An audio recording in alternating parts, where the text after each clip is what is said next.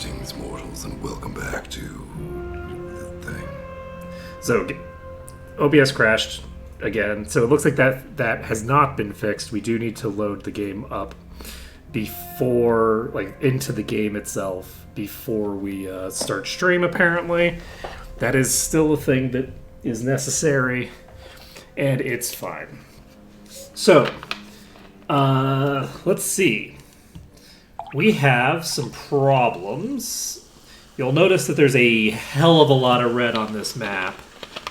And I have very serious concerns about how the hell I'm going to deal with this situation.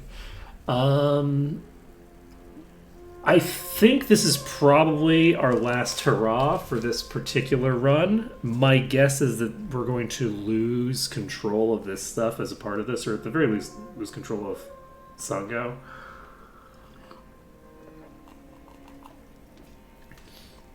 Like, I don't see how we're going to maintain control if we don't have naval control, right? They have 39 galleys.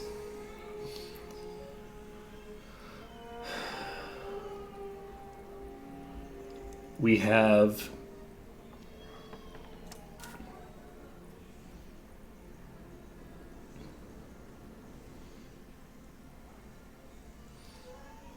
you know 10.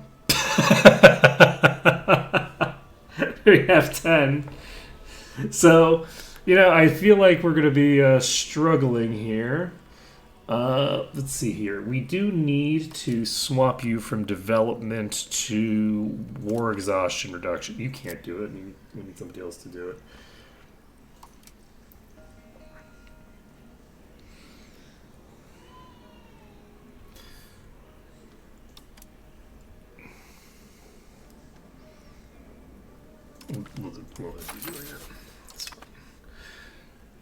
Okay, so goal is to do war exhaustion reduction because we are going to need a shit ton of that.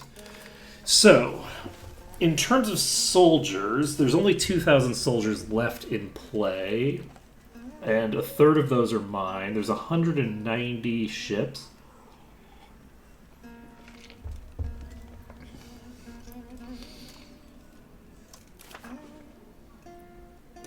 We can't get a white piece off of them.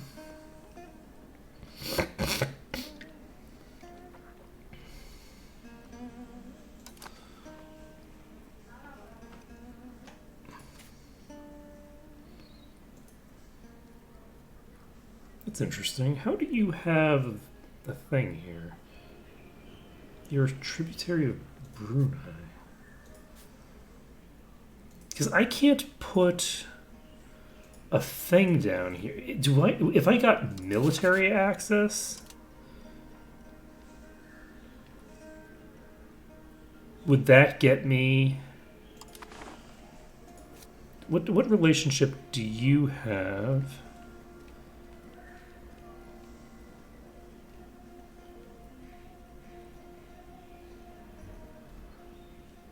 Are they supposed to be able to colonize here? Because I don't think I can colonize here. Why can Majapahit colonize here?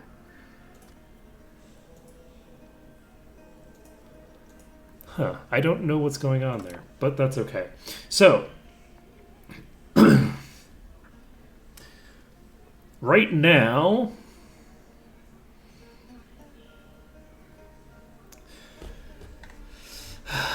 what is my victory condition? My victory condition is getting out of this without losing anything too major.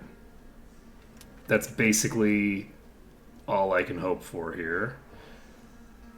You have slightly less morale than I do. And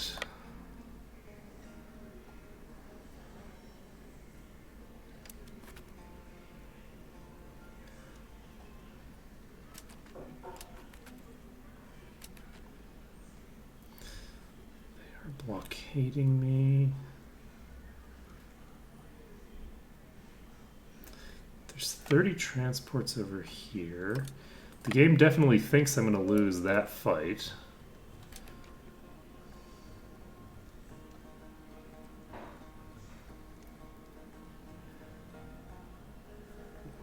Okay, actually, do I? Let's try this. I'm going to try to pick this army up.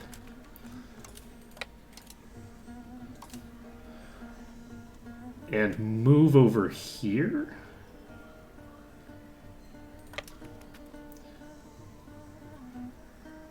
To drop some troops over. And see how it goes.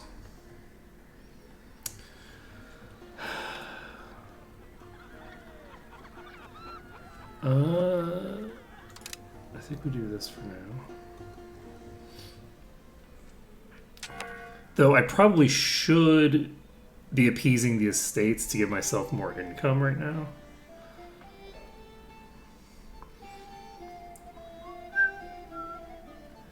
Okay, they are chasing me.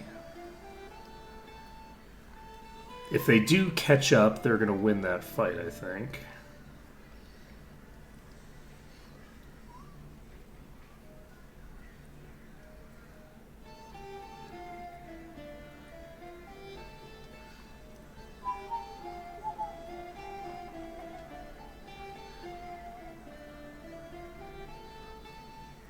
They are going to catch me here.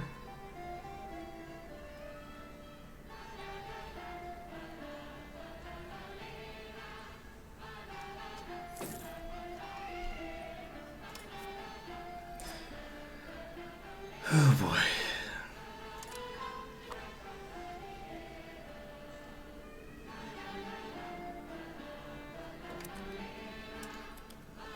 They have way more military tactics.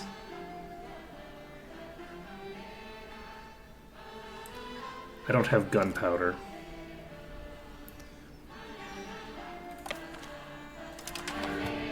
So we're just retreating immediately to get these troops in here. If I can sit them in Tondo, I might be able to take out the army that's over here.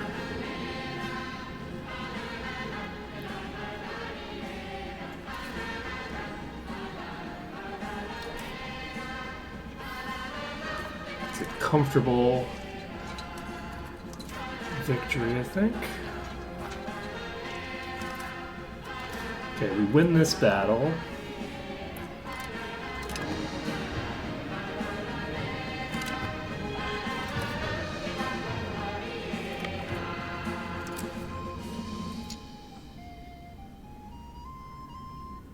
We don't have military access through Pakil.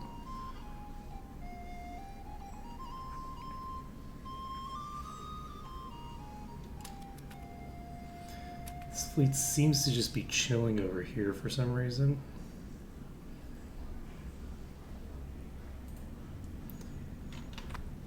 So I guess that means that they probably don't have access to somewhere else right now.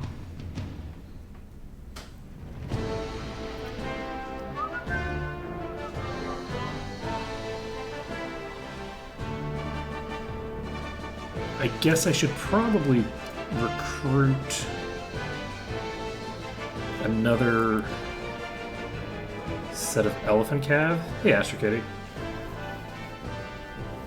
Do I want to do this?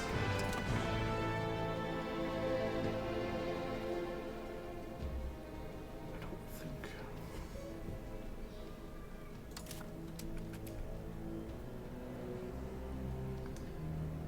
But yeah, unfortunately, I don't think doing this accomplishes too much. So where are you going?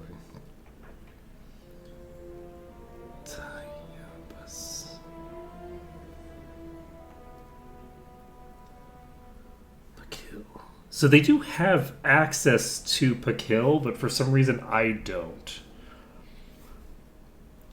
Looks like they've changed the military access rules.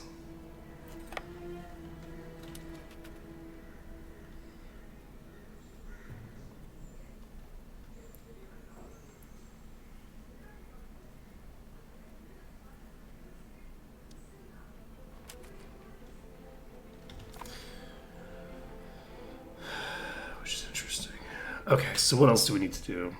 Do we... I think we do, actually. We've established that we are going to need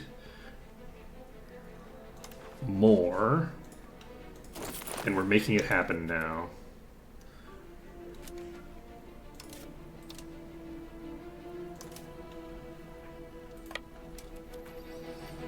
Eventually, I'm going to run out of levies.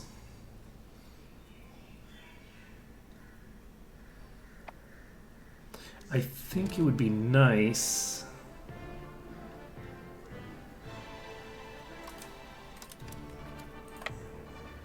to be able to take control of this fort.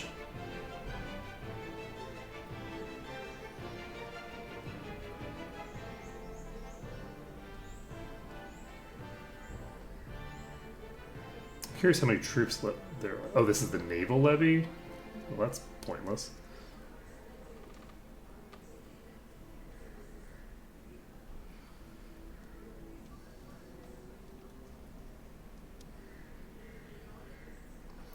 We're going to take control of Tayabas. How much do forts cost, anyway? There's 5 heavies and 19 transports. I see troops being moved around down south here.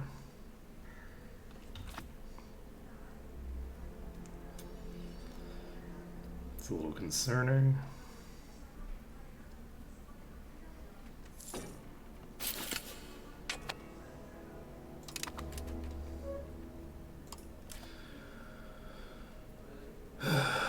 Let's see.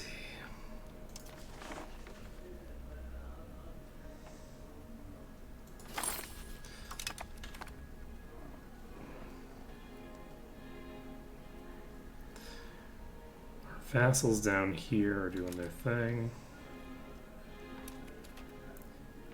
Are they getting out here? Is that what's happening? Seemingly so. Okay, well.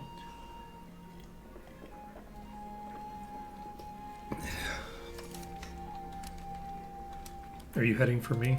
I think you're heading for me.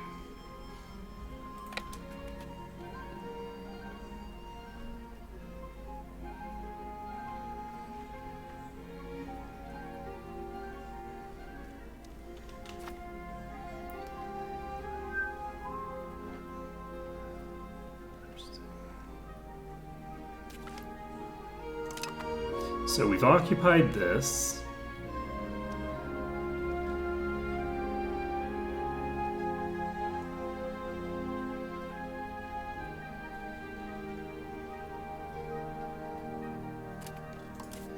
We can't get to here. Not comfortably. This is 30 transports by themselves.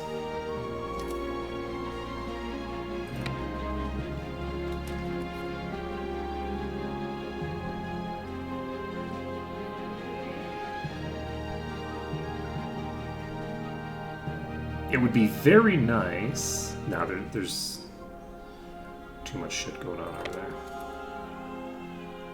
Oh shit. Well, that's concern. I've already lost a ship.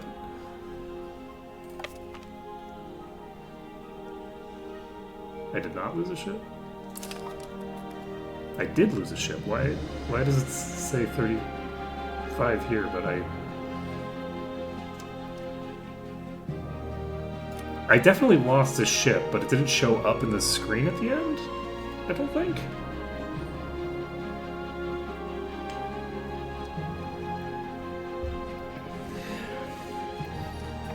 Yeah, I think we are fully boned here.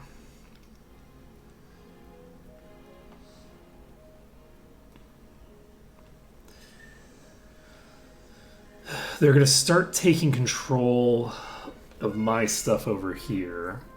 I can't imagine that we get out of this without, like...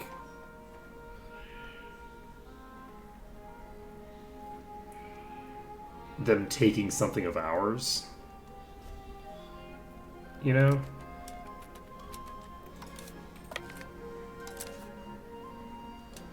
This is 30 transports.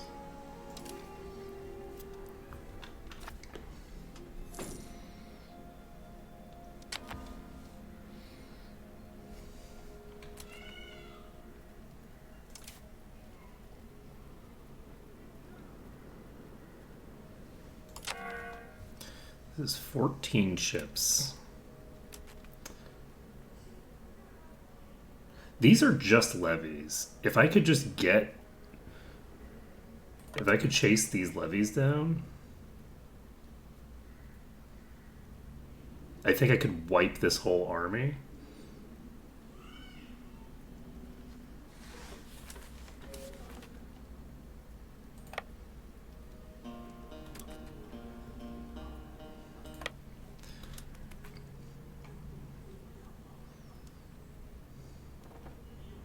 What I'm going to try to do is, I think,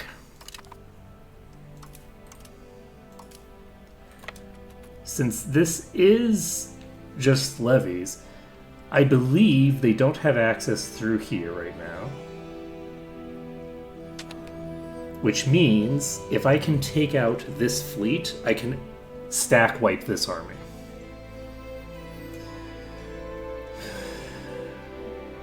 Because we can just get in there.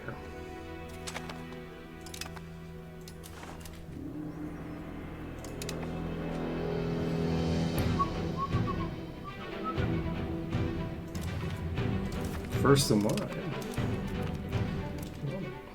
So Majapahit loses 4 ships, but more importantly than that, they don't have anywhere to run. So I believe this stack wipes this army.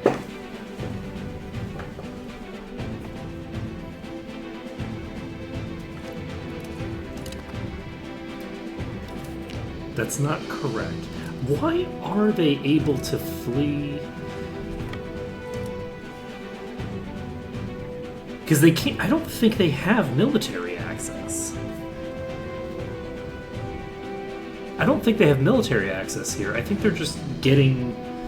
I think they're just retreating through territory that they don't have access through. Like on paper. So this is a very dangerous fleet.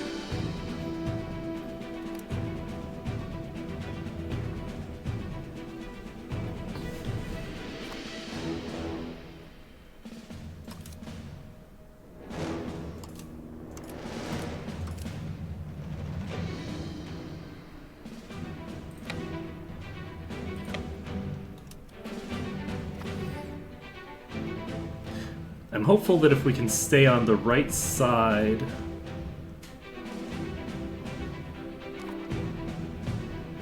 of this fleet. Nope.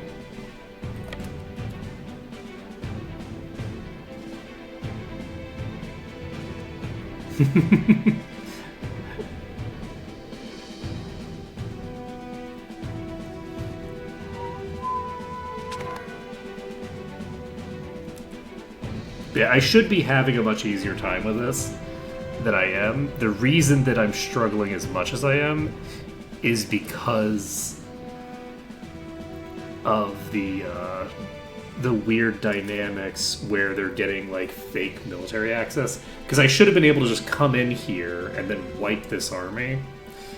I guess not, because I would have just poked them back and forth between these 2 provinces without causing any damage to them, which is a huge oversight. I don't understand why that is the way that interaction works.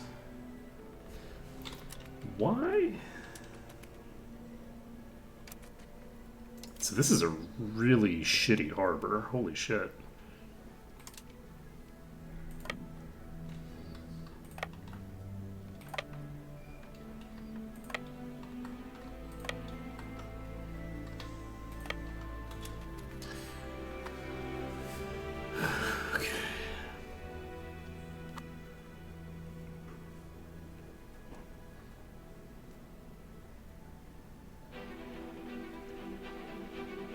The other thing is that the AI doesn't even pretend that it has Fog of War to deal with. So, like, this ship is clearly seeking and destroying my vessel.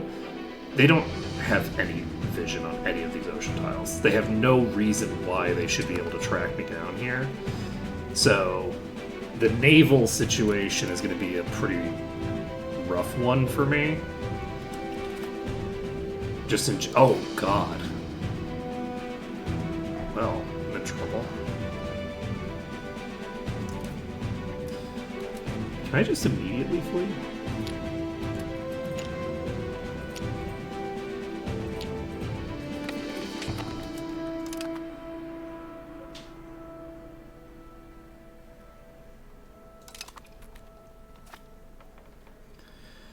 Okay, so this does mean that my navy is stuck.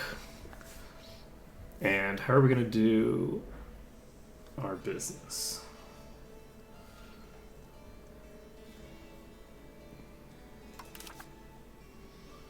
So Palawan is starving. Suboptimal.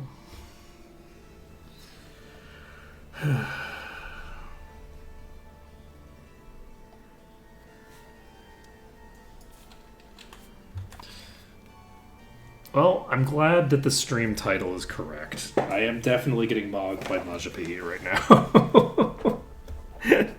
That's definitely what's happening. So the overall war effort is minus 26% war score. We've gotten very little done. At this point,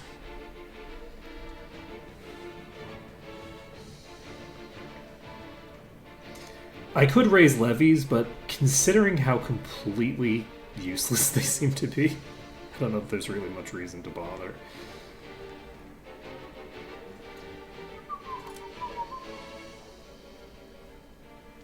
Okay, that army has moved. We're gonna try to get over here.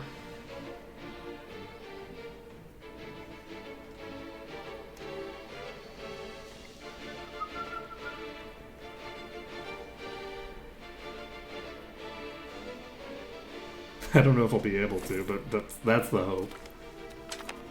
Oh.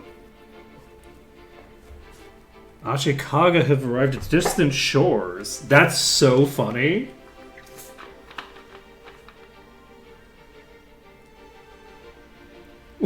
Wait a second. Is Ashikaga the first country in the world to discover the New World? What a time to be alive, indeed. Oh man, there might actually be.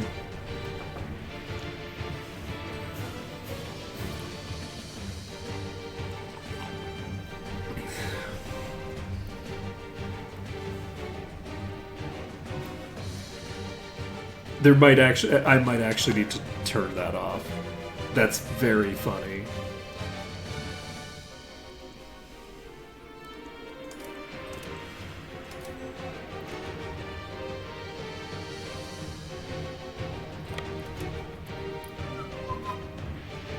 Nope, that's a ship that I don't like to see.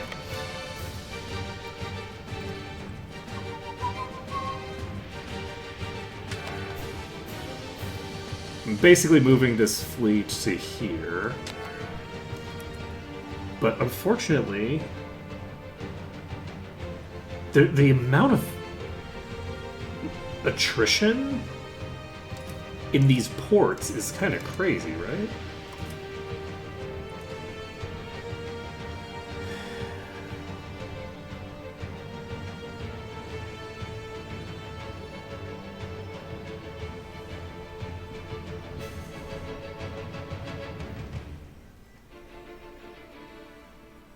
Oh god. Right, we have to try. We have to try to get our army over there. There's almost no shot that we make it. This is 5 heavies, which I'm not a huge fan of seeing, but they're going to Tanjung Penang.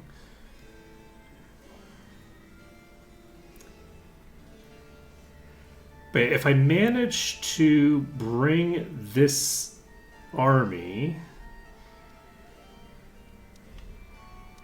and that's a big if.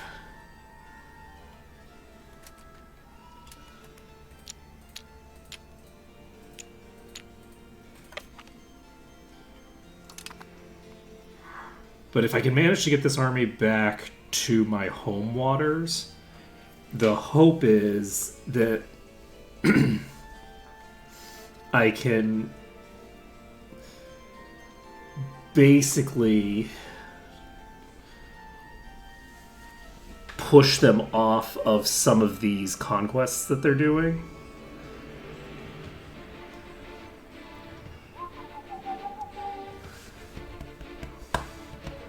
Like, 3k troops, I think I can handle 3,000 infantry.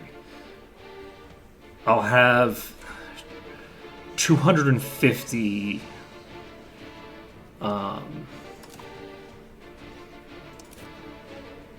elephants, which should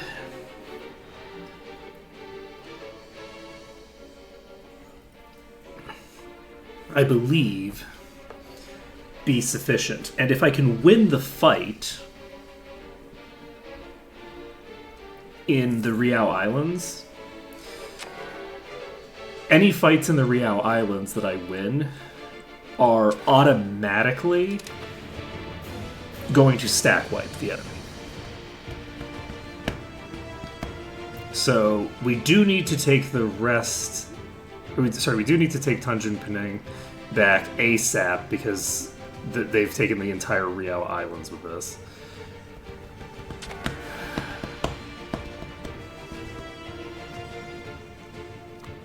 But we can just pop immediately.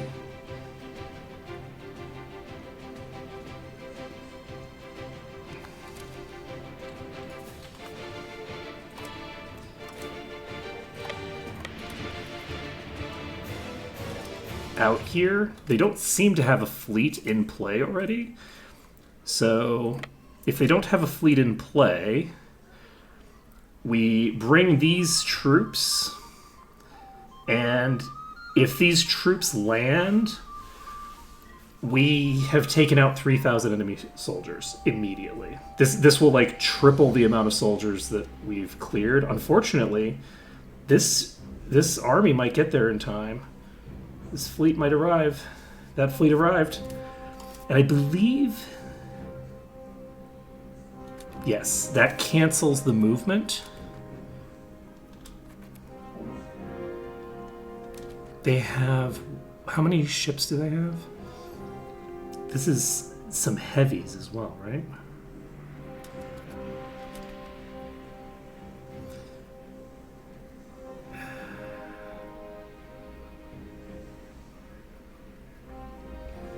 They have 2 heavies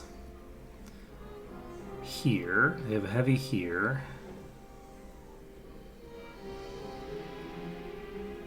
This is just heavies and transports, right? But my ships are very damaged, from my recollection.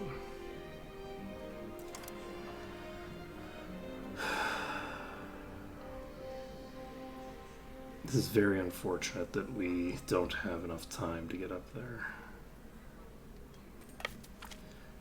We're gonna move here just to drop the troops off. How are we doing on ships here? We need to... We don't have basically any ships that are undamaged, so we just need to not worry about it. We're not...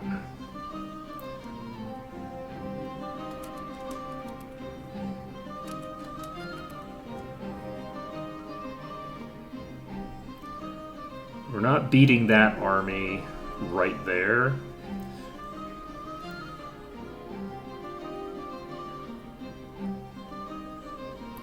Why are the ships out here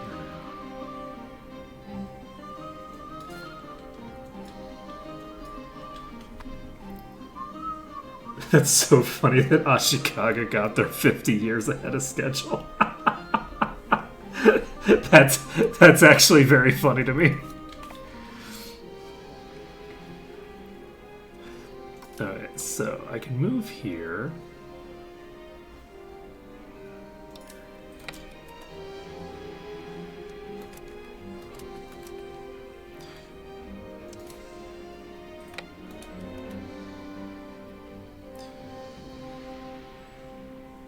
Now, what I should have probably done was split the fleet into two fleets. Because if I had split the fleet into two fleets, something that I could have hypothetically gotten done is...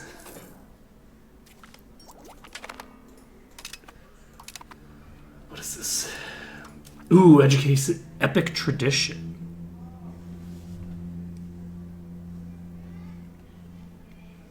Well, that doesn't help me any.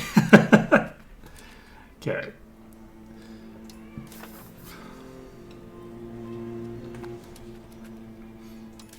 But yeah, if we do get wiped here and like lose a bunch of our stuff, the hope is that this is a war where basically Majapahit takes a bunch of stuff from the allies that I have that have been attacked, like they force tributary status on them or something like that, but they don't take anything from us. If they start taking a bunch of stuff from us, I think we are going to restart at that point and basically try to get a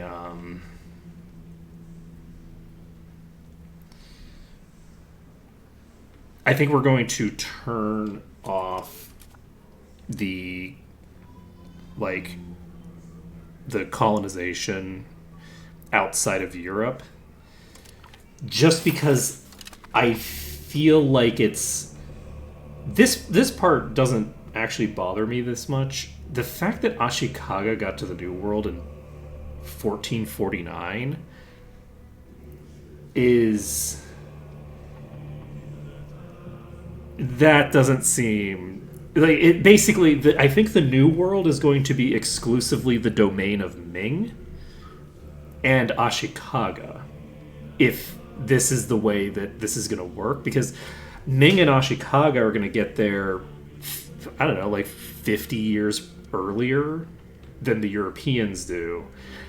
And it's going to lead to a very strange business, just because there's literally nothing in the way that the AI behaves to basically make it so that some nations prioritize colonization and some don't. The way that all the systems work, there's a lot of really cool and interesting systems in here. But I do think that they are missing really fundamental underpinnings beneath the systems to make a lot of stuff work properly. So Serum is not in a good way. And I think that we are just kind of waiting on some of these sieges and things to go. And are you in Temasek? You should be in Tanjung Pinang, because we don't want you forced out.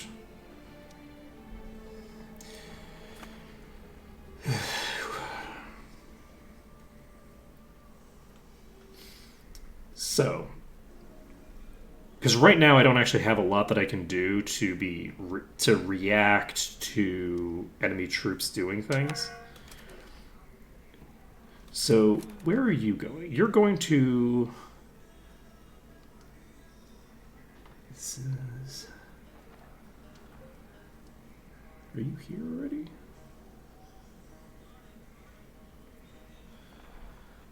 This is 4 heavies. If we were to remove these, We have 16 ships that are undamaged. How many ships do we have that are damaged but not massively so? I don't know. I don't think it's worth attacking this necessarily.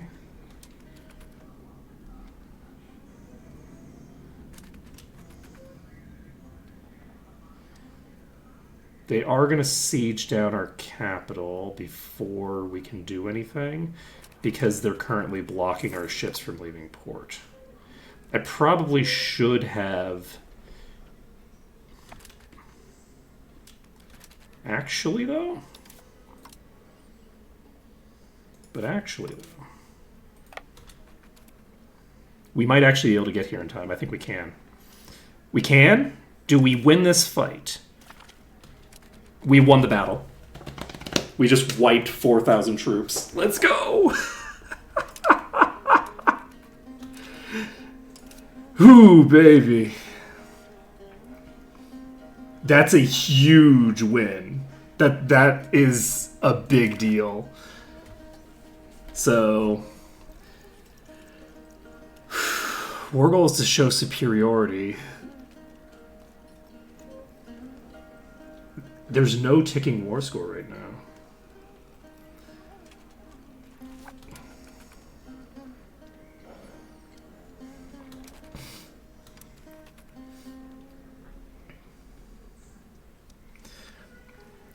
But yeah, as long as I can get... Honestly, they might do that again. Do I want...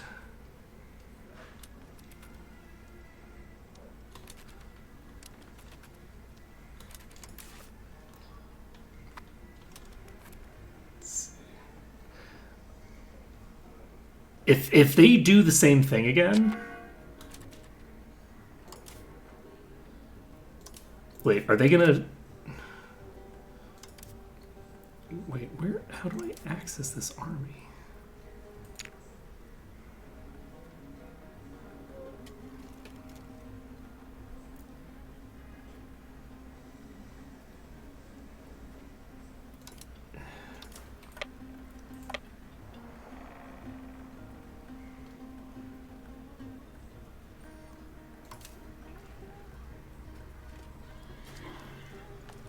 Are you currently...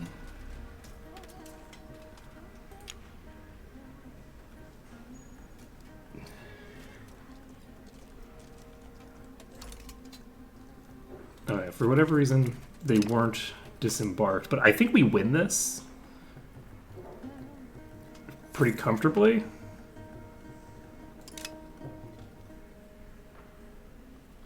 I could be wrong, but I think that we win this.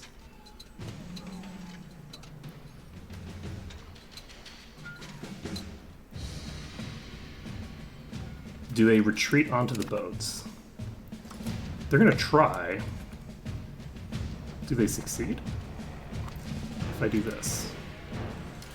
If I had engaged these ships prior... Oh, shit! They fled, which means they wiped that army. That's amazing. Okay, this army has nowhere to go. Okay, 10,000 troops just wiping themselves on Temasek. Let's go.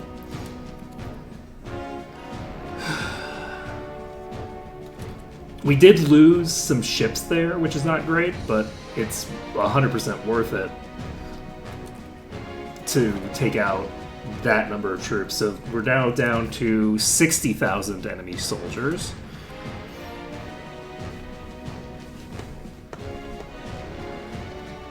Do we build another elephant cab? I don't know if we do or not. I think that we do. If we have two...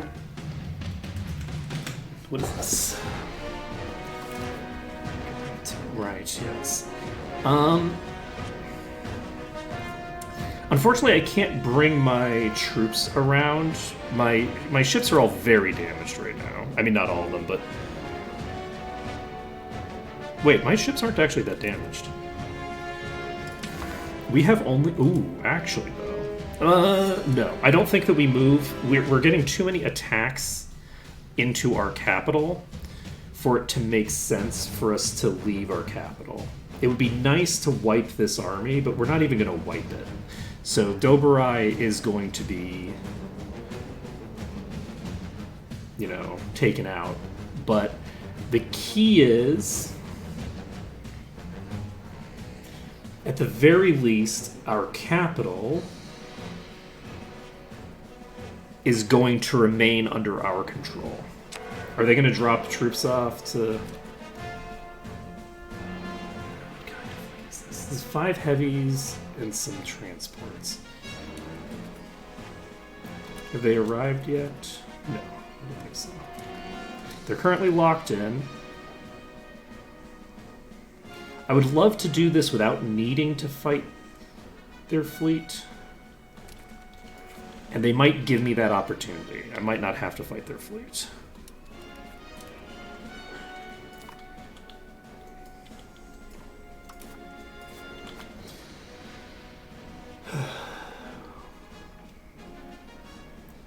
They're going to Indragiri Bay.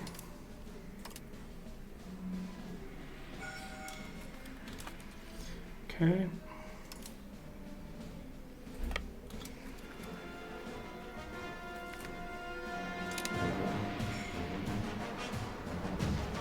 Okay.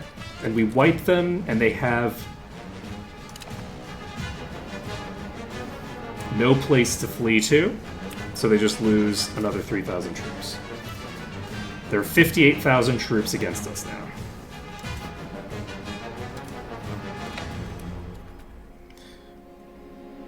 Okay, we just pop in here.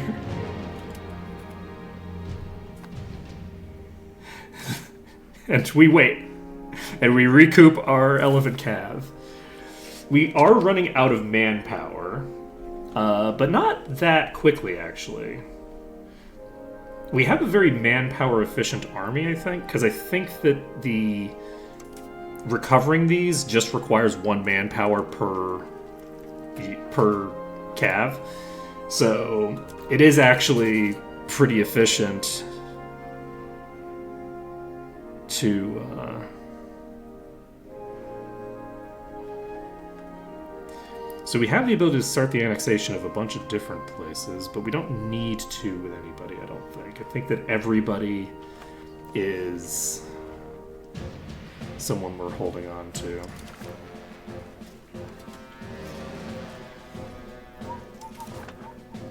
So they're now at minus 95. They currently don't desire anything else from us. That's probably a good sign. If they don't actually desire anything else from us, that indicates to me that we probably have a decent shot at getting what we want done later. How are we doing over here? Okay, we need to stop this.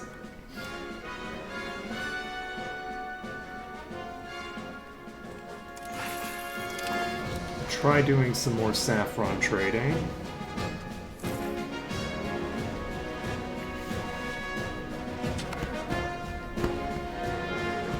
Now, this army couldn't take out literally anything that they bring against us, but we've made it pretty clear that it can take out a pretty decent amount. And is this a regular army that's actually going to win this fight?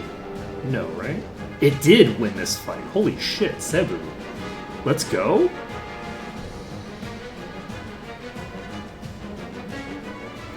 Ooh, do we try this? If we could land here, we could take out another 5,000 troops. Do we feel like we can make that landing?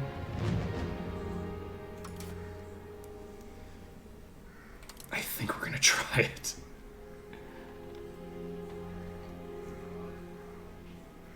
We're gonna try to land here.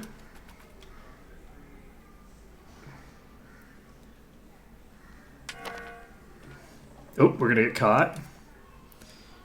We're getting caught by, this is 24 galleys or something probably. Hulks. What the fuck is a Hulk? A Hulk is a transport, right? So this is, okay, this is their heavy fleet. What are we doing on health? Because this heavy only got in pretty late. But the heavies do shit tons of damage.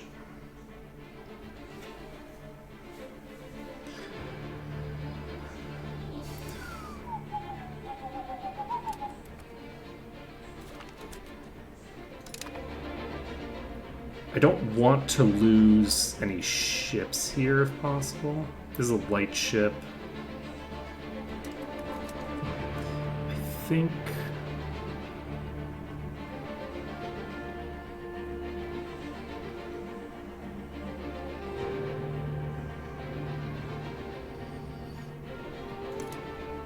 I would be willing to keep trying this. If not for the fact...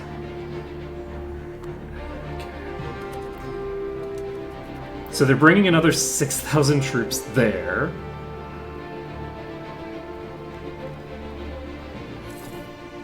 I'm glad that we pulled out exactly what we did. We should have pulled out maybe like a month or two earlier, actually. Okay, are they going to leave here before... They are not, I don't think. They are? Wait. They left...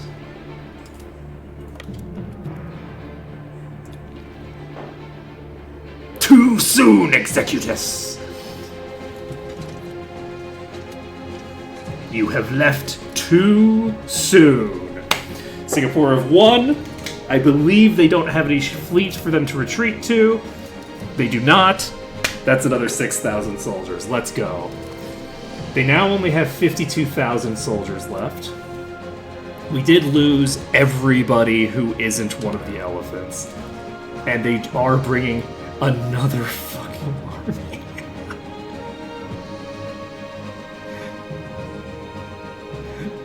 Okay.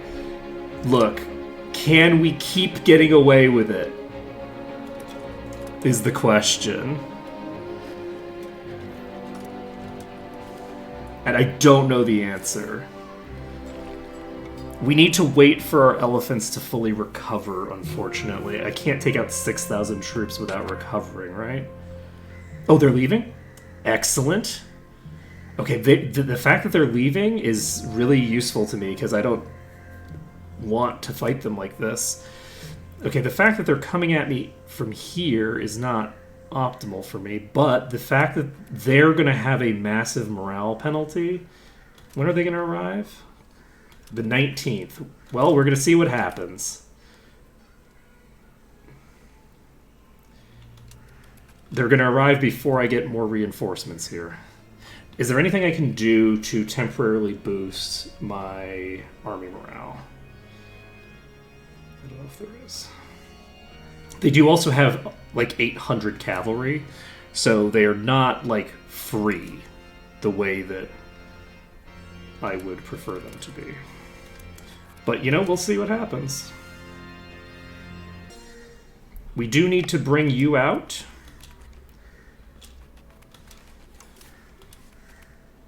Do we win this? We win.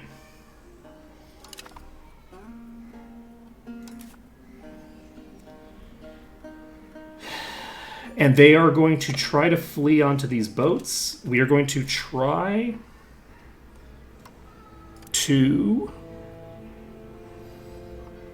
Let's create a new unit out of this. We're going to take these two out because they're just too damaged already. And then bring these to Tungeon Connect. The goal... Oh, wait, where are they going? Where are they... They won't arrive in the Western Singapore Strait because they don't have a fleet here. I don't know what's going on with that. They'll arrive on the 20th of September, and then... Wait, what the fuck just happened?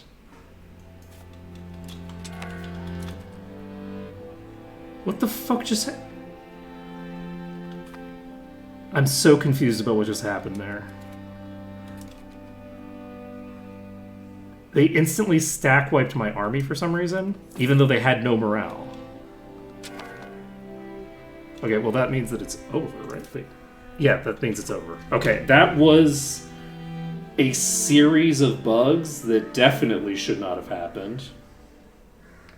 So, a unit with 0 morale just stack wiped my army instantly. And also, a unit that didn't actually have a destination was just pretending that it had a destination.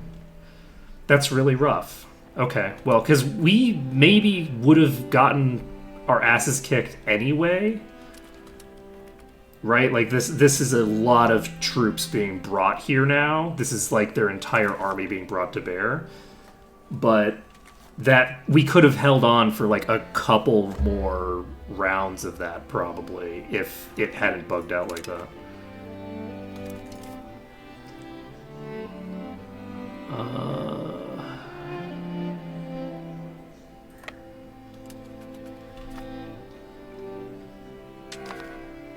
Now, could we have held out for way longer if we had ever built a fort in our capital? I mean, yeah, that would have honestly been a big deal, but that's really unfortunate. Let's see what happens now that we are unambiguously going to just lose this extremely badly.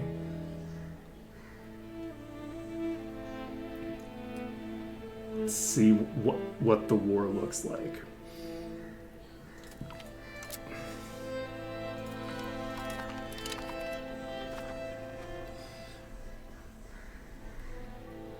It's so funny that an army that had already lost the fight stack wiped me with 0 morale.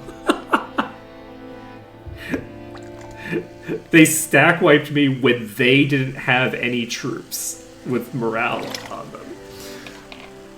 They were in a broken retreat and should have just gotten wiped completely, and then it's just like, you know what? Nah, that's fine. Let's not worry about it.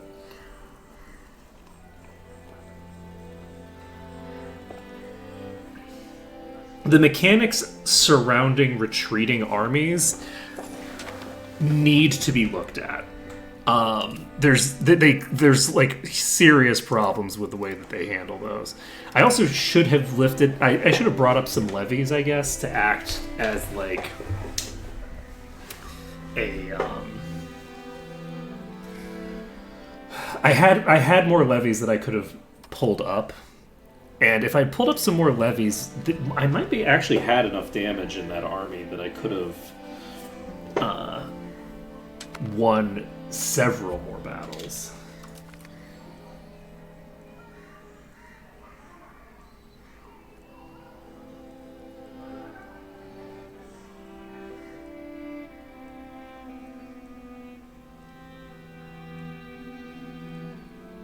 No.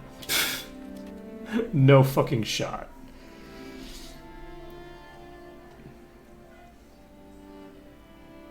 So much for doesn't want anything else, because goddamn.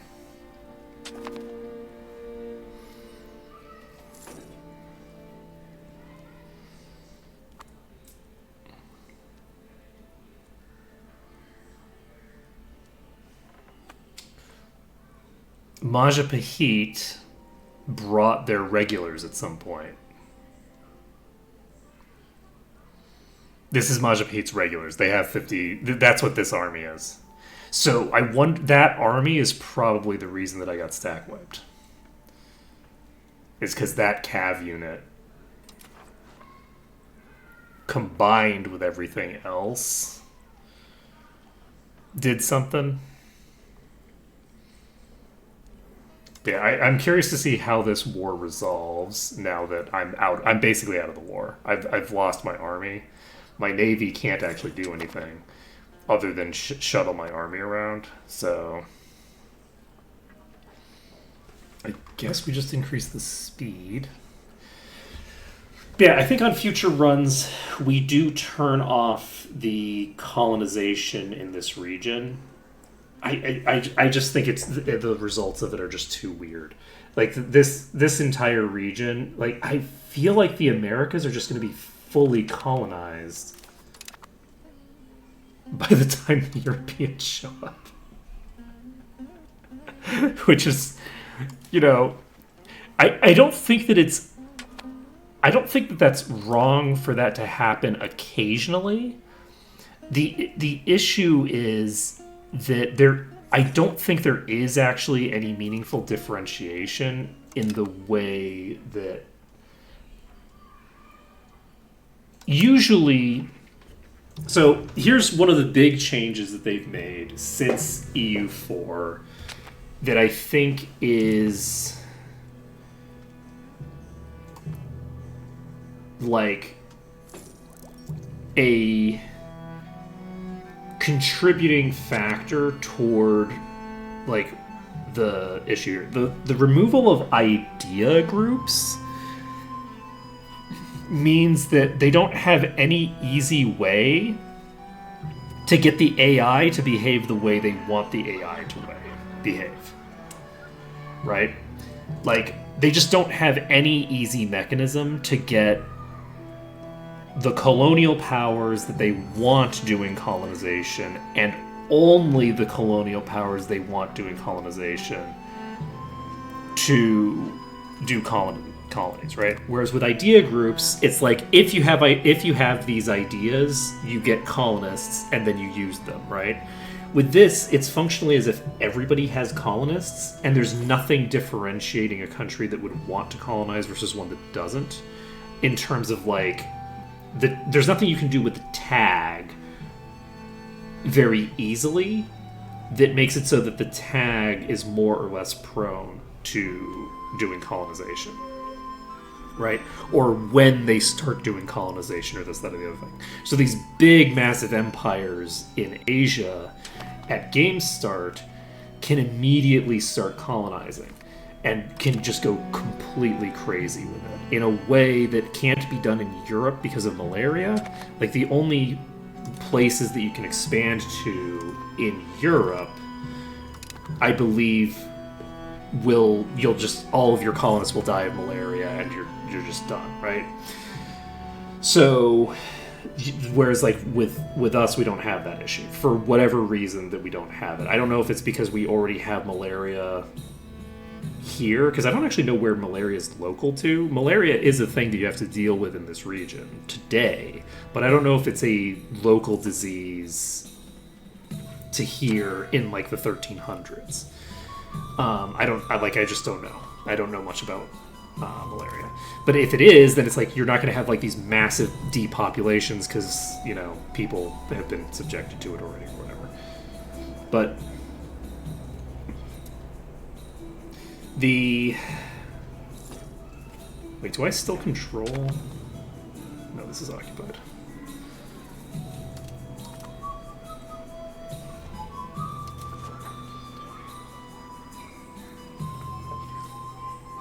Unfortunately,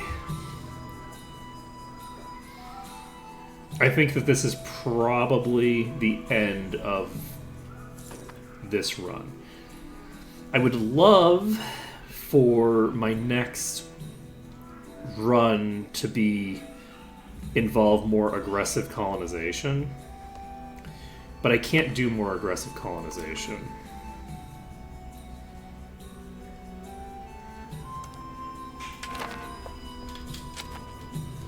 Okay.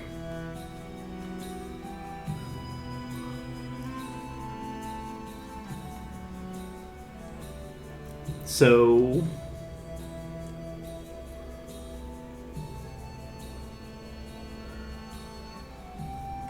the forts in Sangha have been deleted. Did they actually take anything?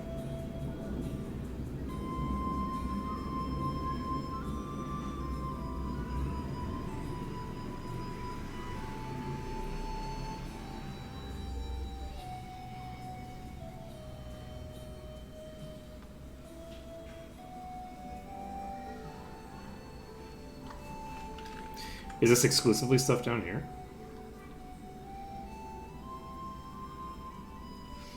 It looks like it is.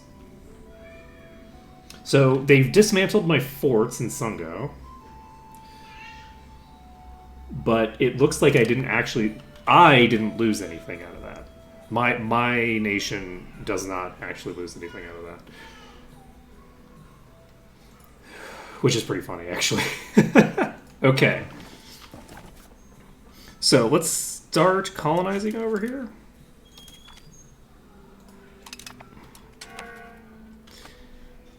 And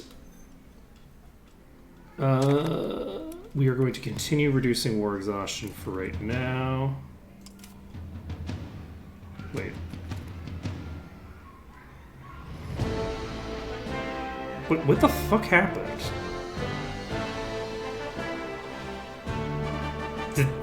Did they, like, defect or something? Isn't this the same group of elephant cav that was sitting here for Majapahit? What the hell happened?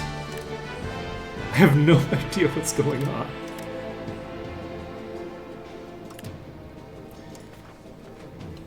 Okay. Why is this happening? Is this because I've lost control of my own market again? Yes, it is because I've lost control of my own market again. Manjung is now the dominant trader in this market, and probably legit this time. This is actually like a legit thinger. So that's unfortunate. I'm losing trade efficiency from that. Tanjung Penang has Baham is now cord. Alright, so are we going to continue with this run?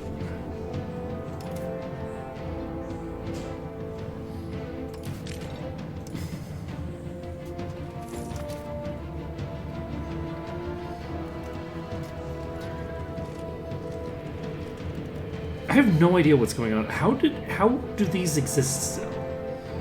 Have these been recreated out of the ether because the war is over?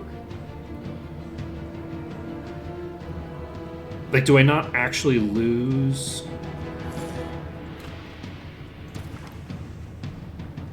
Who's Doberai?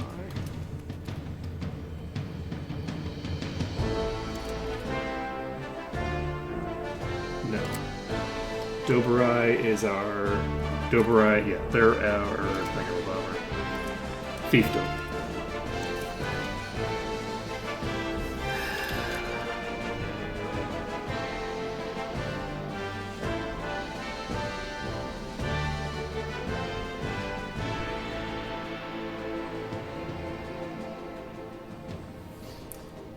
I guess we should probably look at the research queue. Yeah, do we want... The issue is that I want to do a more aggressive colonial game, but I literally can't do it without annexing Pahang at the beginning. Like, it'd be very fun to just go kind of crazy with that, but, like, I don't know how I'm supposed to do that without annexing Pahang.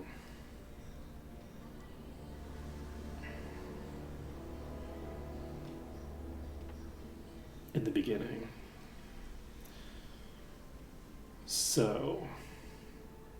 But yeah, because I would... One thing that I would love to do is, like, it would be very fun to be expanding through Borneo and up here and down here at the same time, you know? Like, I can create colonial charters up here now. So, like, now that we're in the age of exploration, I could be doing some really cool stuff. But, like...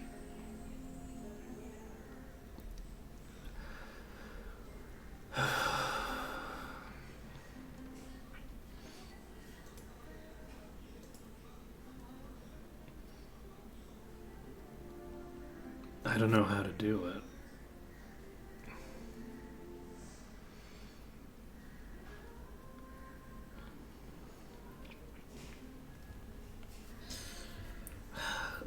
Because of the thing. The other thing that I could try doing is I could try starting up a Pandia run. A Pandia run might be kind of fun. Like, not doing it as a... because I have all these restrictions on my behavior as Singapore that I wouldn't need to have if I was doing a Pandia run. And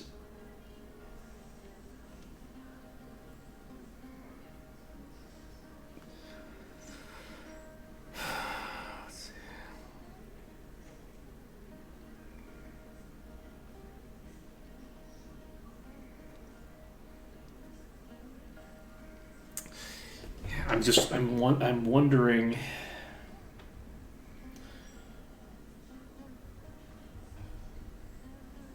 what I could do and when. So in terms of build, right? I don't think that I've really settled what my goal is in the second age in terms of my build. I think,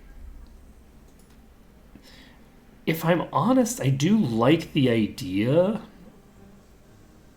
of maybe having the Riau Islands be fully urbanized. Like, urbanizing the Riau Islands gives us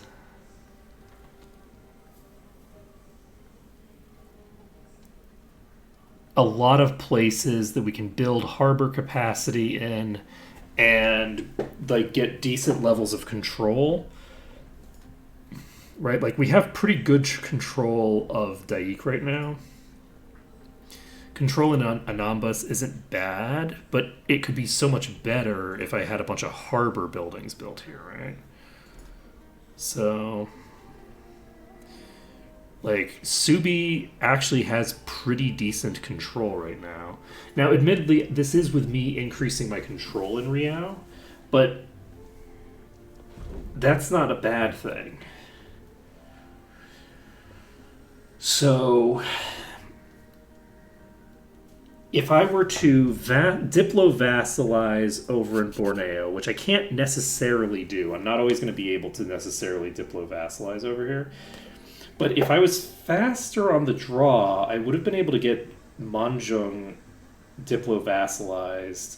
There's like multiple opportunities I had to vassalize Manjung.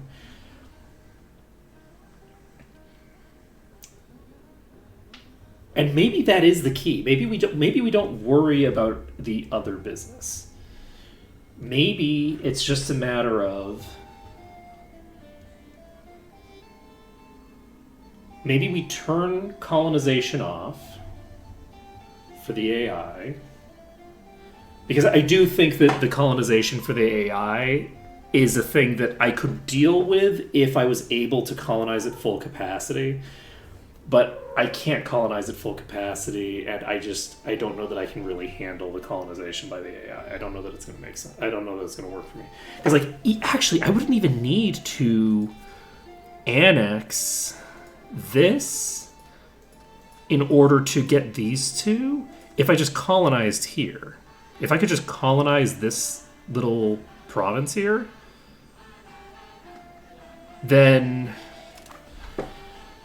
that would get the job done there.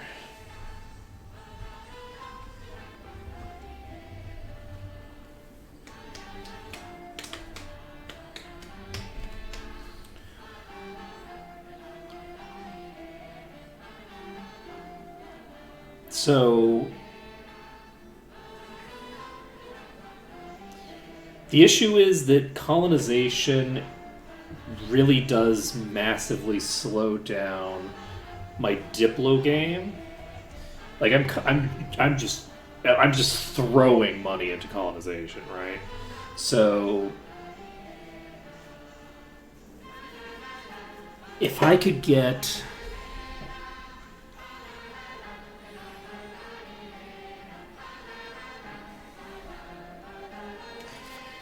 if I could get the first colonization done up here, which gets me access to some other stuff that I don't need. This thing that I'm doing here is in response to how quickly everybody else is expanding up here.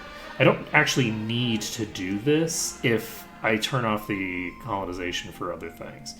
So I could just get to here and then get Serum and then get this island, which is part of whatever province it's... Where's the provincial map?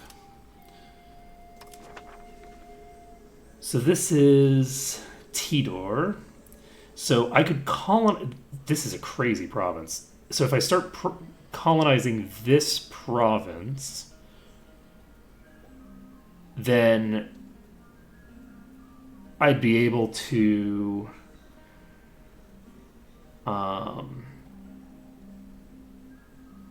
I think give Serum and Doberai to the same vassal rather than having it be two separate vassals. I could probably colonize Buru as well. I think this is not colonized at the start. I could actually start feeding all of this stuff in the Spice Islands over to a vassal, a single vassal. And is this stuff any use to me?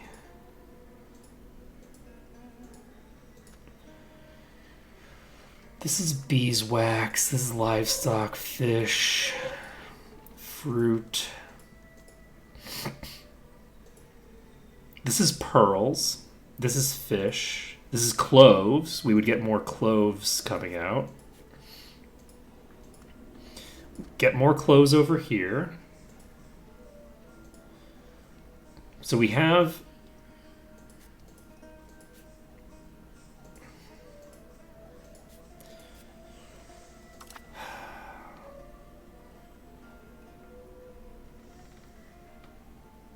There's some potential there.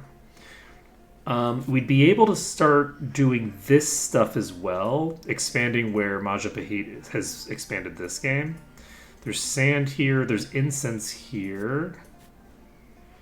More incense.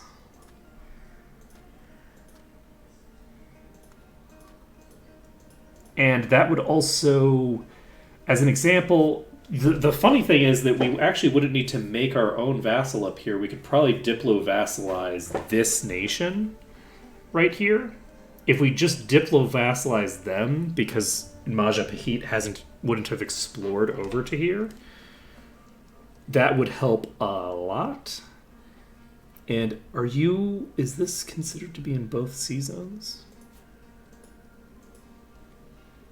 This is, I think, in both sea zones, so I could probably give this and this and this all to the same... Like, we could make Kaimana a huge vassal over here fairly regularly.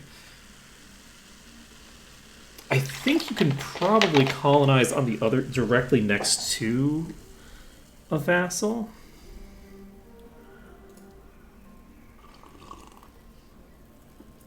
Again, I don't know how Majapahit is doing this. This doesn't really make any sense to me that they're able to do this. Right? Like, I don't know how Majapahit is getting these... Because these are all these are tributaries of Brunei, so I don't feel like Majapahit should have access to a lot of the stuff that they have access to here. But yeah, we maybe go with the easy mode version first, where we turn off colonization. Once we've gotten a handle on how we want our build to go, and they've fixed some of the core mechanics, we can settle on a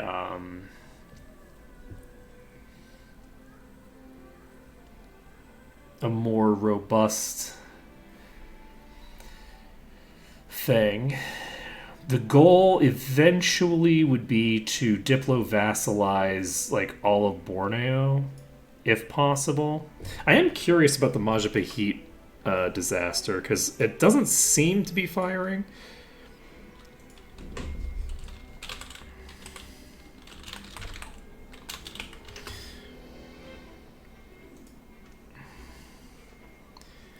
So, Queen Regency that leads into the reign of Hayam Wuruk Rajasa.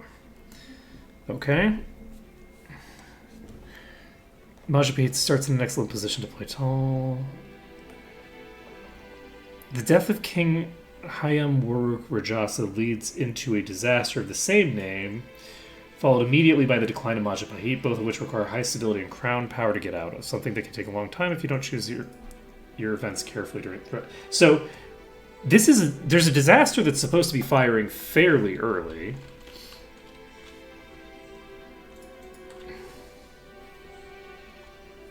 Let's see.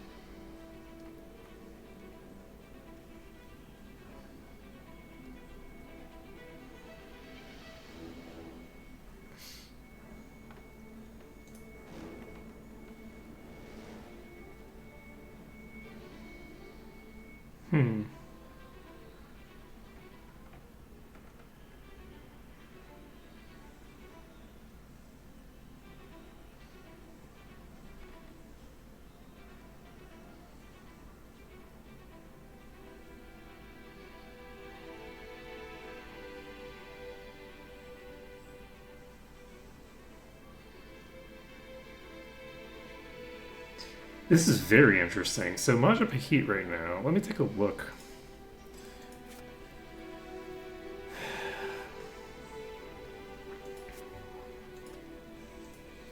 Is this a disaster that only fires when they're done by a human player, maybe? No. They do have some Sunni stuff going on. I don't know where the Sunni stuff is coming from. Again, like, I don't know enough about the history of the region to understand where Sunni derives from. So apparently the disaster for Majapahit, in some way, shape, or form, entails mass conversion to Sunni. And I'm not sure why necessarily, but that's just a thing. So yes, do we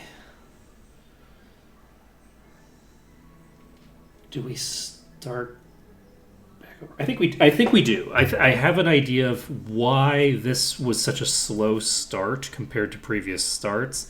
I'd like to come back in here and do this. Like, I can just go through this on 5 speed basically, and we can basically speed run trying to get a functional jeweler and trade economy going. I was thinking that I was going to have to worry about a lot of randomness, but I don't think I have to worry about that much randomness in the start. Because there's always going to be something I can do. I basically will always have somebody that I can diplo-vassalize. I just need to figure out where to colonize to get it to happen. If we don't have other powers in the region colonizing, that makes a lot of stuff easier. Like, as an example, we can guarantee Kaimana as a diplo-vassal, I believe, which would then give me a huge vassal over here that will hopefully give me a lot of money. Like, what is my current Diplo income is 16.9. How much of this is coming from who? Right? So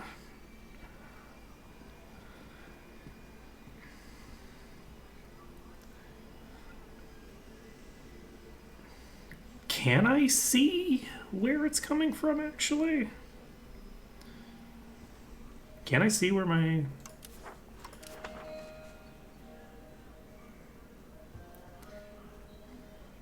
There we go. So Doberai is currently not giving us basically anything. Okay, this is confused. Manjung as a tributary is giving me a fuck ton of money.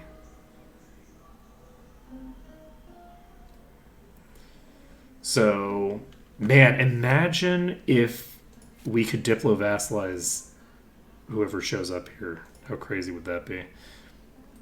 Imagine if we could diplo-vassalize you.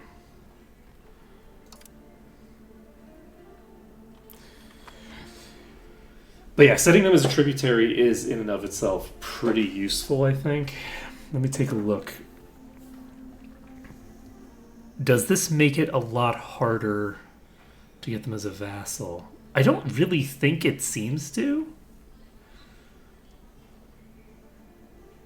There like doesn't seem. Yeah, it doesn't seem like it makes a big difference. So if we can get them as a tributary, I think it makes sense to do so. So whoever's got control of this territory here, we want to get as a tributary. If we can get this annexed, if we can get this territory annexed, I think that is the point where we can just go bonkers. So yeah, I'm going to be right back. I'm going to go AFK for a second, and then once I have done what I'm about to do, I will go and we'll restart and see what happens. Be right back.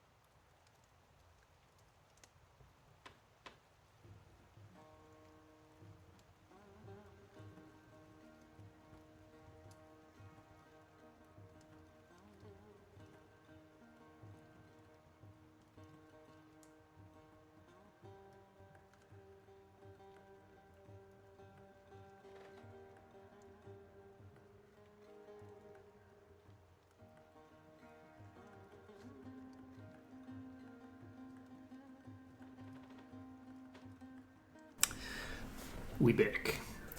Okay, it's entirely possible that the stream is about to crash because we're going back to the main menu. I think that we are going to we're going to start a new run. We're going to change the rule set so that we don't have to deal with everyone else being able to colonize and us not being able to colonize to our full capacity.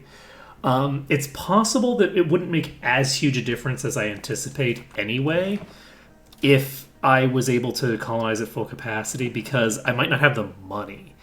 I might just not have the income to be able to make things happen too crazy anyway. But either way, we are going to make this happen. So that was, I think, a very good and solid run for indicating to us a lot of useful information. But on a fundamental level, we're looking to build up jewelers. We're looking to build up our control in the Riau Islands as much as possible. But the expectation is that we basically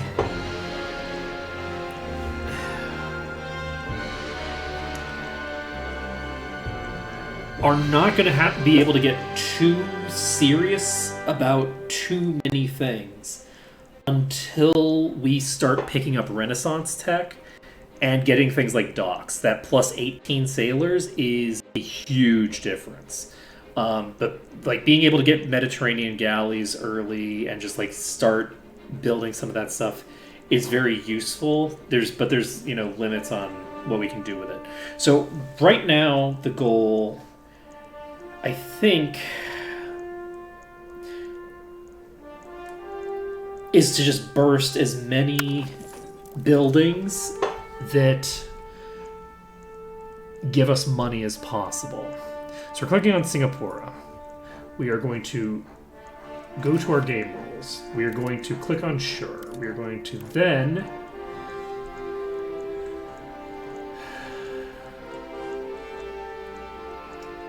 go to... It's also crazy that missions are just, like, not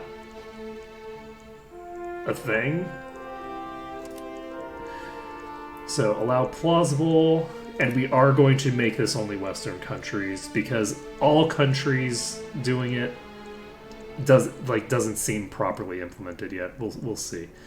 So all of these nations over here, we are going to want to annex eventually.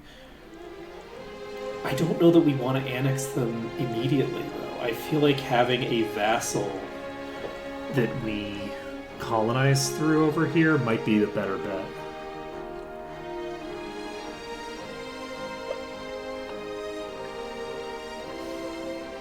Like, do we want a giant Borneo vassal?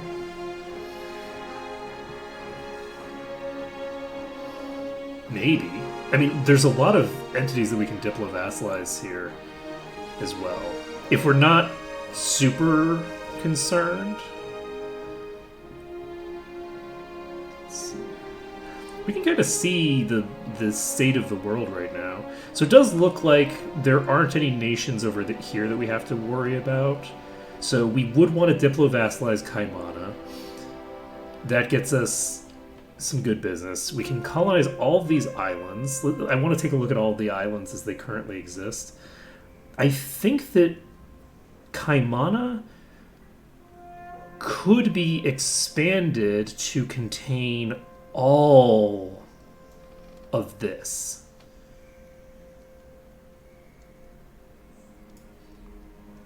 And actually, if we get them to... we could potentially get Kaimana to be huge. Like, Kaimana could potentially take all of this, which might be the way to go.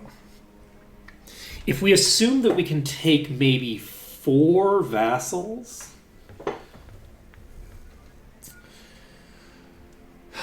we try to get a vassal in the Spice Islands at some point. We can't get... Taiwan is its own thing. We can't give territory to Taiwan. So we can create a vassal structure for this whole thing, potentially. We'll have to see.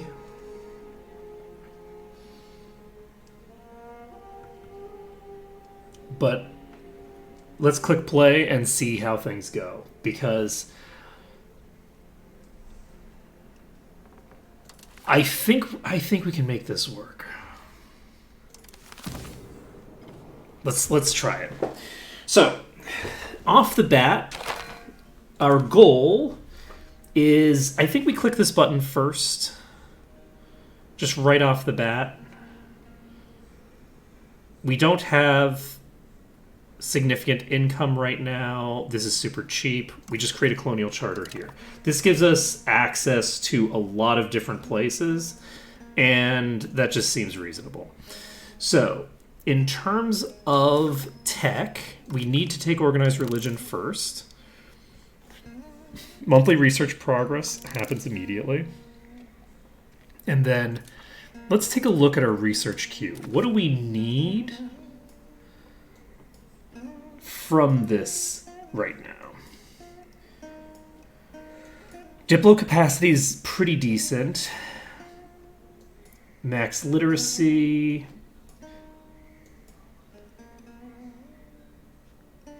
I think power projection becomes useful eventually. I think we click this. We do not click this. We don't have meritocracy yet. Never mind. All right, so cultural influence will help us considerably eventually. We only have the one town at the start. Increased construction speed isn't bad, but I think we go for the literacy stuff, we go for cultural influence, and then institution growth.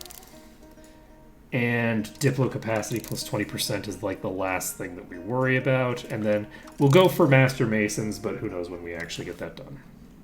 Because we might get new stuff in play before that. I think we will get new stuff in play before that. All right, the next thing on our agenda is next thing on our agenda is we need to look at our child who doesn't have anybody to marry off the bat, which is unfortunate. That does mean that we're probably going to go through some bad stuff. If we go to people, we should be able to accept the Orang Load. Get that done, easy peasy. Over here, you have a population of 1,000. So this is not going to meaningfully be affected by our prestige, or our power projection. We don't need to worry about power projection for that. Okay, so Manjong.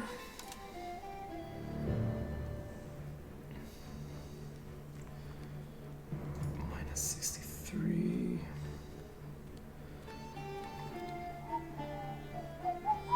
We do need to get alliances going with those two.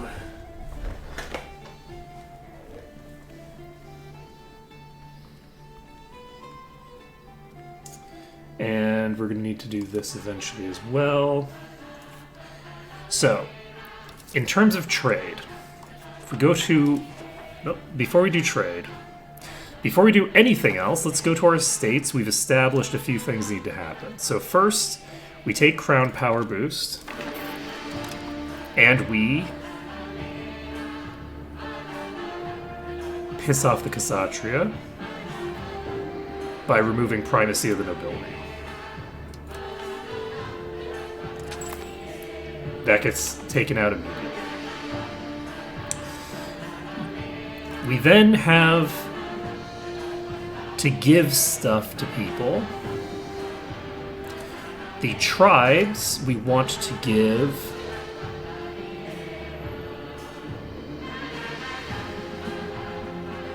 this, which gives us monthly thingamabobber.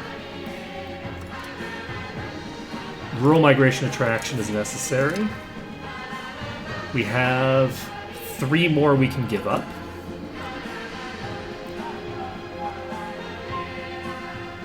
We take tax efficiency. What does tax efficiency do?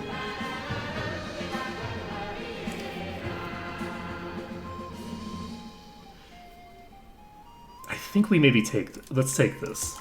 I don't know for sure that that's a thing that we want, but I'm taking it anyway. Commercial Advisory Board gives us 10% trade capacity.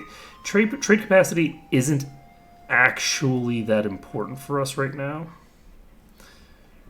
Because trade is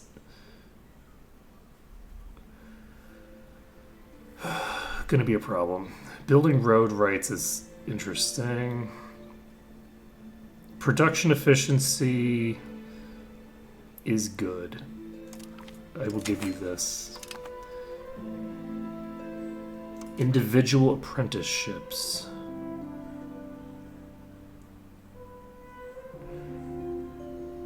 This gives 15% trade advantage. Interesting. I think we still want this potentially, but we'll see. Okay, so Sudra need common militias. This increases the... We have weaponsmiths already. This increases the demand for weapons. Commoners allowed in cabinet and monthly progress for decentralization.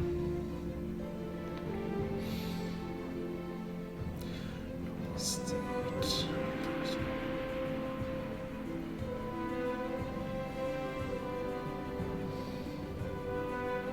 I think we take commoners in the administration.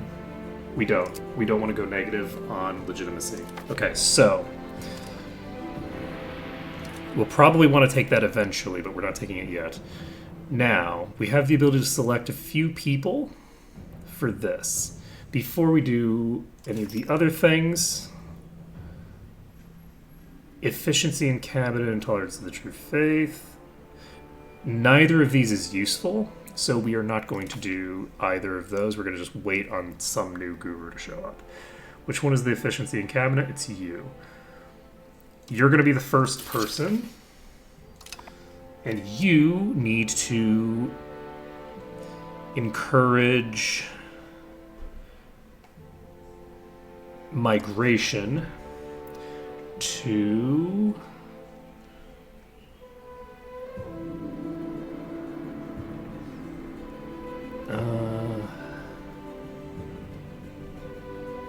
whatever place has the lowest population. Subi Islands. Okay. You need... This is a perfectly serviceable cabinet minister. Then you are going to do, I think, change values maybe for right now. Because I think my control is already going to be at a higher level than I'm going to get otherwise anyway. So I think we start this because we're not going to meaningfully be boosting this. Anyway, the amount that we can synthesize our culture isn't going to meaningfully change over time. This is a transport, which is not what we want, but that's okay. We'll live. Now, we can max out the Kshatriya tax because the Kshatriya has... Actually, can we just max out everybody? Basically? Because everybody has a satisfaction equilibrium that's so low that we might as well just max out everybody's taxes. It doesn't matter for you. Let's see. Cost of court, we max out. And stability, we max out. Diplo spending, I don't think we need to change because we don't have any vassals yet. Now, we have maxed out Thinger here. The first thing that we need to do is start working on vassalizing Santubong, I think. We want Santubong to be available to annex as soon as possible. And I believe we want to improve the opinion of somebody else. Do we need to...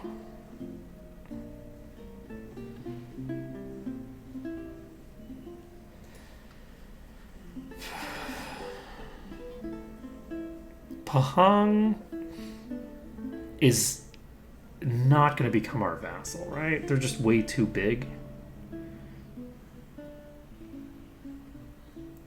Most likely. Pahang does seem to always just get kind of like wiped off the map fairly quickly. So, do we offer an alliance to Manjung and... No, I think we start improving relations with Manjung. No, we do offer the alliance first, because if we improve relations, that causes some problems for us. So Lankasuka, we also want an alliance with, I believe, so that we've surrounded Pahang. And that takes us over our limit already? Oh, our limit's only 1.78. Whoops. I thought that it was like 2, but that's fine. Maybe we do need to increase our Diplo spending. Does this give us an increase to our limit? Yes.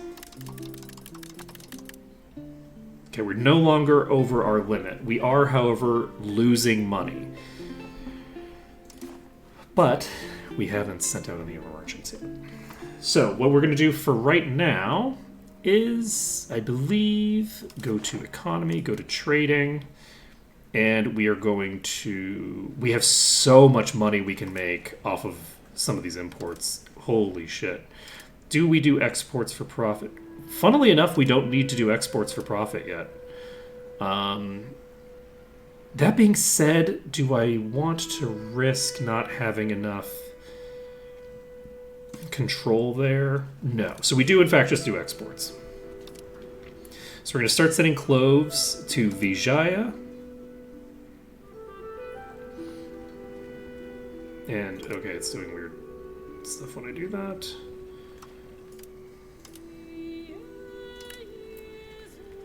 Okay, we click this one.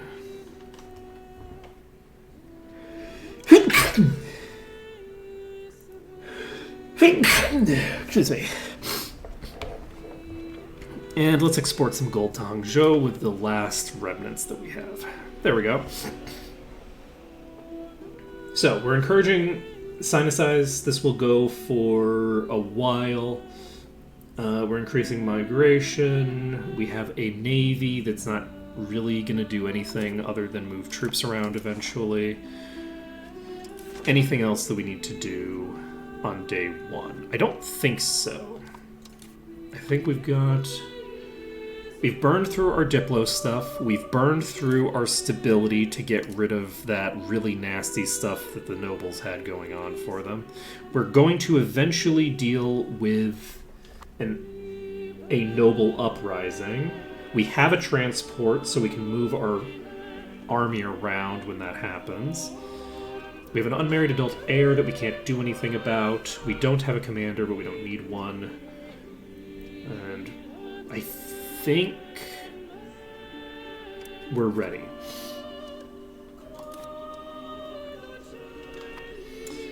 So we're going to gain legitimacy every month. We are going to wait until we have 5 legitimacy, and then I think once we have 5 legitimacy, we will move on with our life. We're going to be building a Jewelers Guild here next month. We can just set this to 5. We don't need to worry about it. Okay, Jewelers Guild is coming up today. Why are things not happening when I click them? So, that'll give us some decent income. And we don't actually have any rebel growth yet, which is weird. And next on our agenda, that's not great. It's not good to have our income go down that much, but it's okay. There's not really much to do about that. We're going to remove this. We're going to remove this. We're actually going to remove all 4 of these.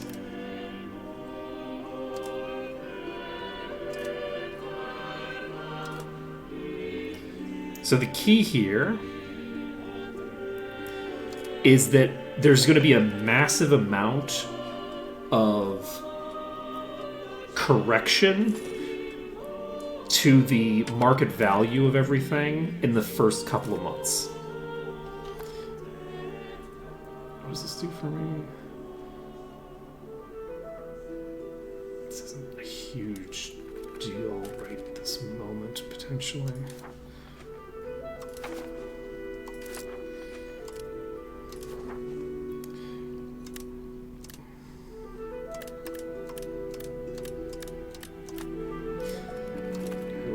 We're gonna try to get enough Diplo. You know, it actually might be just worth it to. Well, we can make market access preference for Mahjong,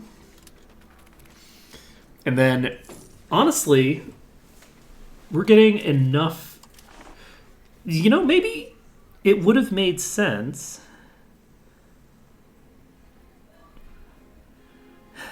to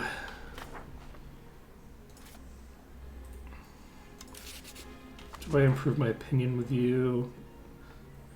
Defending our rival.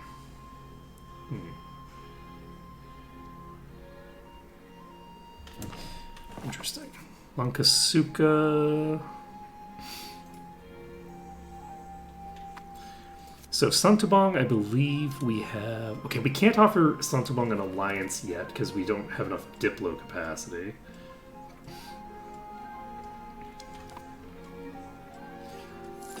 Which is too bad. We should start accumulating Diplo capacity over time. I think I'm going to start... Did her wife just die? Her wife did just die. Shit. Okay. Do we have to... No, we can't do that. That's not going to work out for us. I think we get Subi to 2,000. And then once we've done that...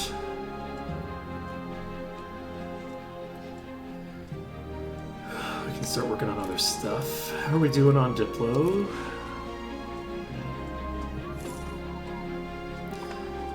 We do have a positive income, and we haven't built that first jeweler yet. Let's go take a look at our market stuff, or our trading rather. Okay, all of this goes away. All the imports are doing import things. We click this button, we click this button.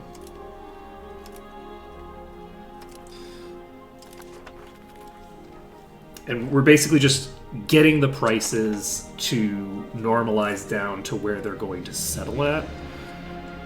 So the first few months are pretty key there. Okay, we're 15% of the way done with that already. Holy shit. Let's go. So we gain 20 prosperity off the bat. We also gain some dev. Both great things to have happen. We are slowly increasing our trade capacity and all that jazz. How are we doing over here?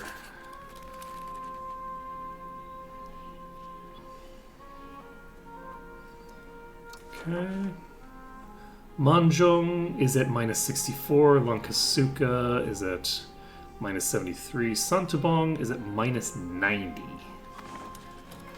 But that's without having improved their opinion of us. So who can we... Are you already... You already have subjects. You are a disloyal subject of my... So, there's already a war going on over here. That was very fast. Once we've gotten this stuff... You know, is this actually a good place to settle, or should I have settled over here first? Probably not, because I think that this... Yeah, all this has population. We have already died. We are not playing as Sangnala Ultima anymore. Alright, we're up to 2K. And we switch to Anambas. So, states 27% crown power. The Kshatriya are under 30. We gain competent diplomacy. Plus 2 Diplo rep is very nice for me right now. Let's see. I don't think... So Santubong is at minus 50 right now. I think we can get Santubong done first. We have finished our first building here. And how are we doing on prices here? This costs 53. So we don't currently have low enough prices to justify doing that. We are going to need to worry about some other stuff. There's no way that these are the best prices we can get right now. So, holy shit. Okay, wait a second.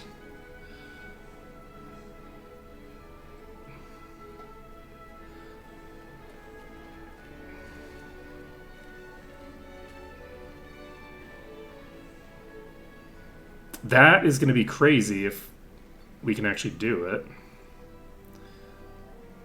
Did we already get that built? We did. So that's going to give us a little bit of benefit.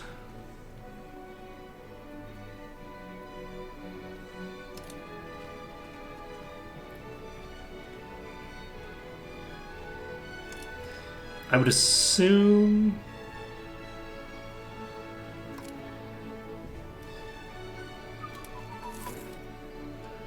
that we won't be able to maintain that forever.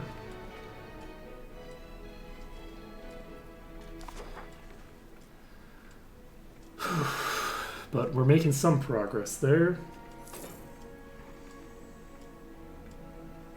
Okay. Finances look fine for now. Okay, we are now out of Thinger already. Do we just keep holding up? Let's see if that works. We are already out of stuff. What do we need here? Let's improve the opinion of Pong. We need to improve the opinion of potentially Sambas. Let's improve the opinion of Cebu, who I vassalized last time. We're not going to be able to give up whatever we take here immediately unless we go for a different vassalization option. So we'll need to think about that as well. Santubong does not give us access there, but it should give us access through the south, in theory. I think that we don't annex Santubong this time necessarily. Well, I guess no, we still do need to, because it'll give us access to Sungao and Landak, which are both important. This gives me self-control that I don't need. How are we doing here? Your prices are excessive. So Tanjung Pinang, we would want to build a mason. Potentially.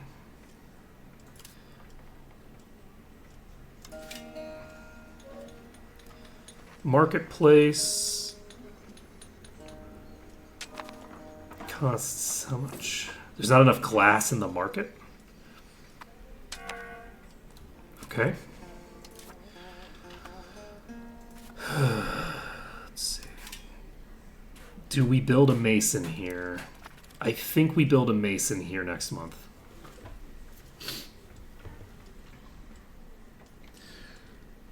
I think that that's going to be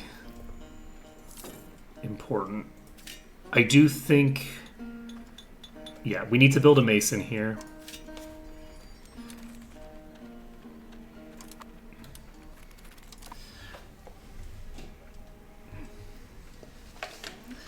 I guess I should probably build it in Temasek, actually, but that's okay.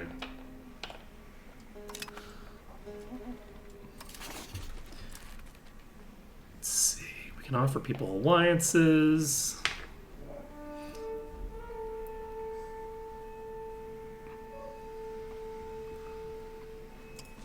Prove the opinion of Manjong and Lankasuka.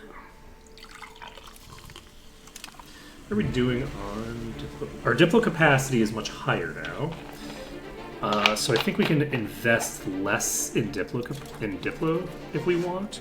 I'm not sure that we do. I think we might want to just keep that where it is.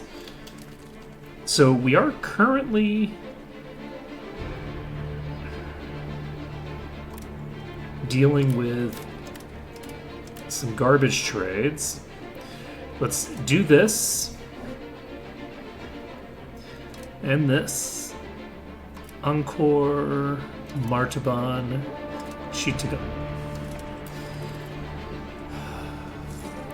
So once this mason is built, that will hopefully help us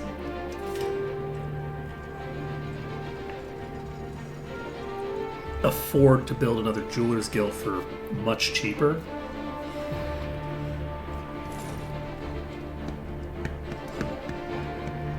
I don't really want to buy any buildings for more than 30.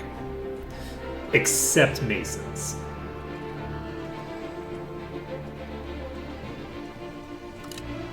We don't need the prestige, because we're going to hemorrhage prestige continuously anyway. So,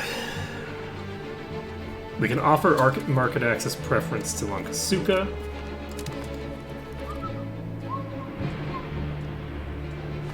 Can't do that with Sanctubong yet.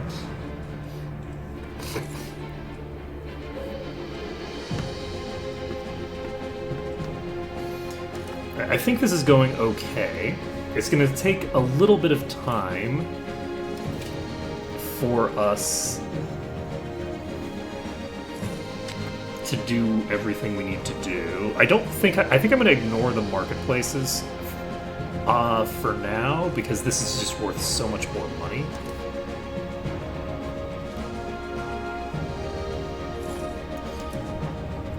Okay, we currently don't have anybody to get married to.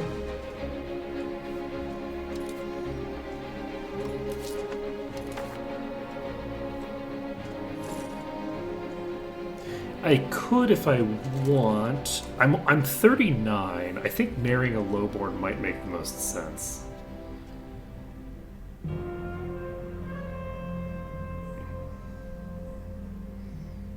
Yes, we want to start having children, and we just need to get that done.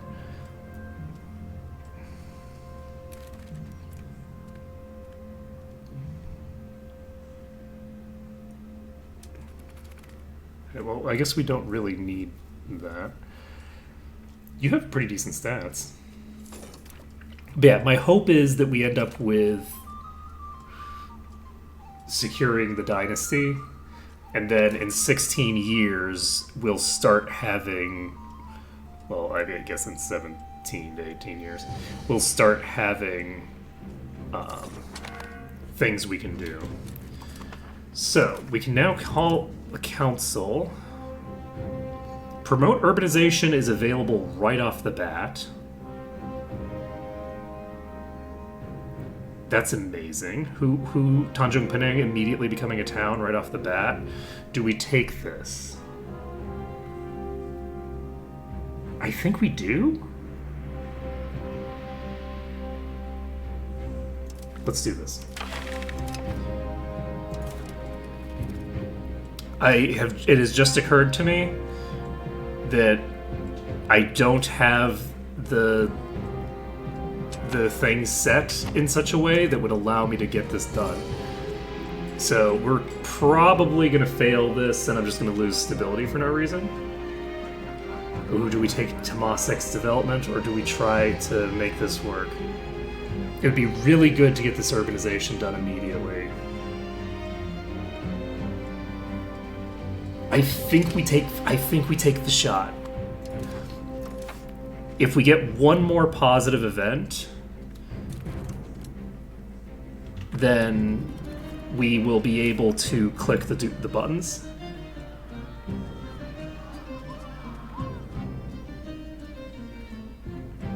Okay, this pisses off the Kshatriya more, which we know that they're going to rebel, so... I guess I should have clicked this button first.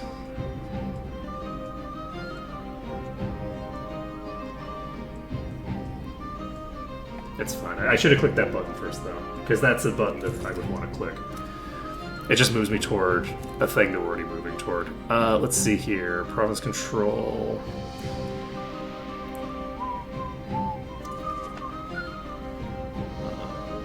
Tuna.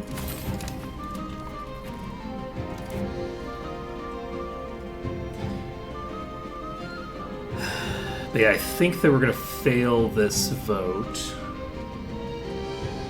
unless we get... I mean, we still only just need plus 5%, actually. So... like, it's not like it changes things that much. So we if we get lucky here, we will immediately get this. And if we don't get lucky, then we don't get it. Then I'm sad.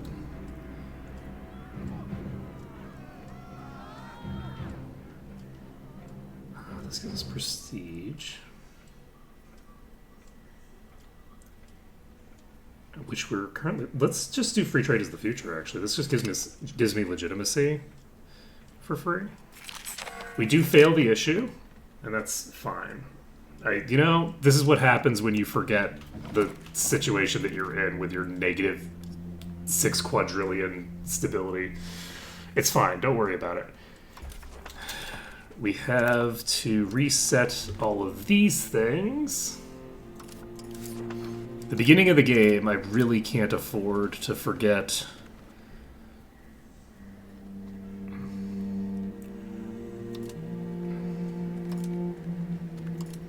how massively the prices are going to swing.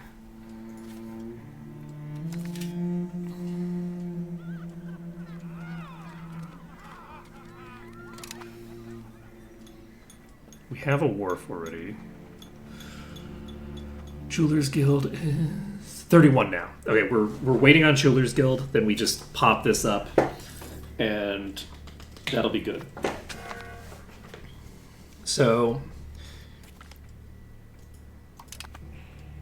this is going to...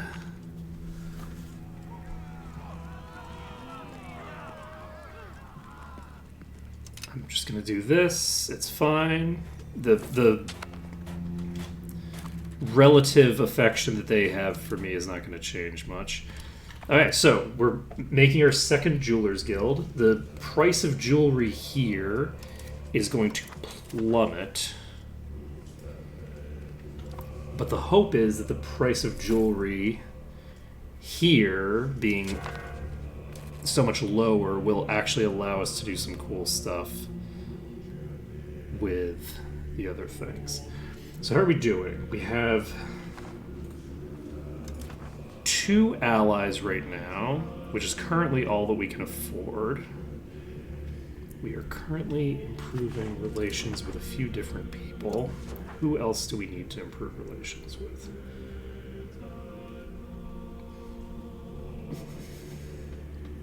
Everybody near us is already like a vassal of Majapahit. Let's just improve our relations with Majapahit in case they decide to get a bit more aggressive with us. I should probably improve my opinion with Sambas too, so that we can get them in our market easier. I guess they're already in our market, but that's fine.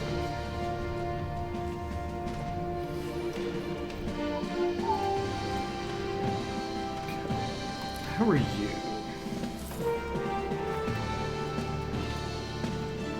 Ooh, my god. Okay, well that's... Is that going to bankrupt me? I don't know how much I'm going to make from each... This might literally just bankrupt me, this one event.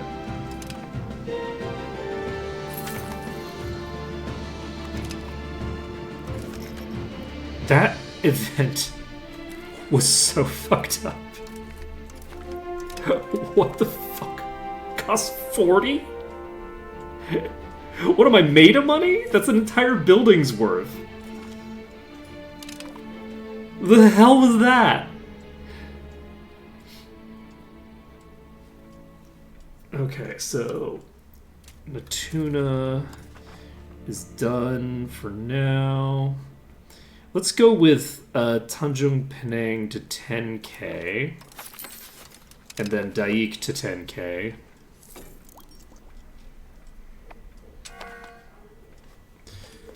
That's rough, though. So...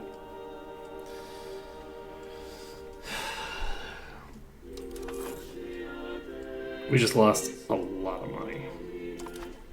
That slows us down a ton.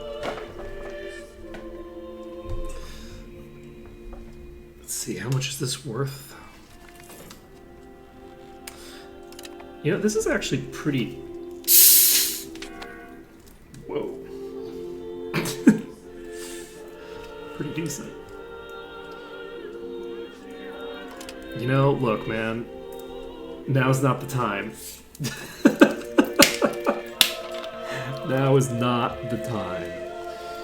So, in 10 months, we develop enough to get the RGO built up. I think that maybe we do that next. Sangala Uttama has been reborn. Excellent. Alright, next on our agenda.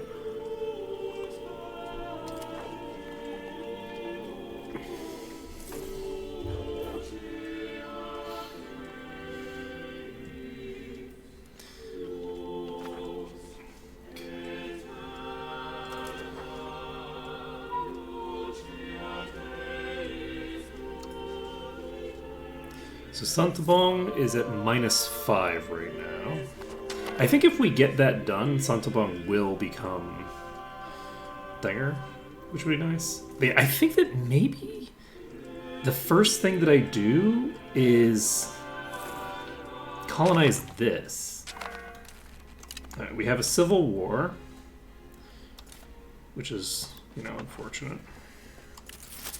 We can raise up our levy. We could call people into our war against our own rebels, but I don't think there's really much reason to do that. And we have 60% with... Did it just delete the fucking unit again?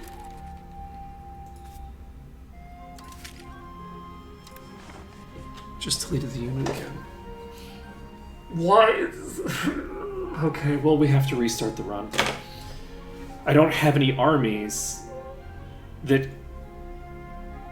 It just deleted the unit.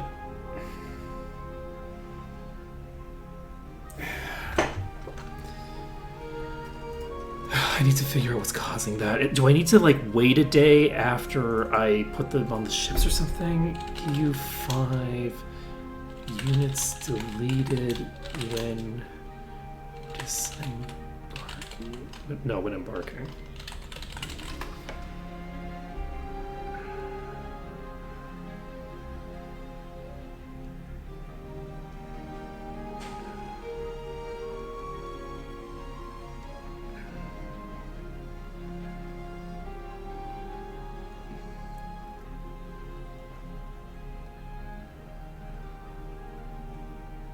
Yeah, I don't even... The funny thing is that I don't even see anything about this. Oh, lovely. Okay, we're restarting. Yeah, the game has said that this is not the run, so apparently it's not the run. Like, normally I would play through a bug like that, but there's nothing to play through. I just lost my entire nation to the nobles because it's going to take 20 years for my levies that just disappeared into the ether to recover, and I don't have any other levies. So, like, my army's gone. The game basically deleted an army that takes 20 years to recover. I need to figure out what the fuck is causing that. I need to know what's causing that. It's happened more than once. And my assumption is that what's happening is that it's deleting the army because it's confused about where the army is supposed to be, and it's like, I have it paused, and then I'm clicking the thing, and then for some reason it's like, oh wait, no, the ships aren't here anymore, and deletes the army. Something like that is all I can think of. Where it's like, oh, this is an invalid location. What if we just said that the army doesn't exist? Okay.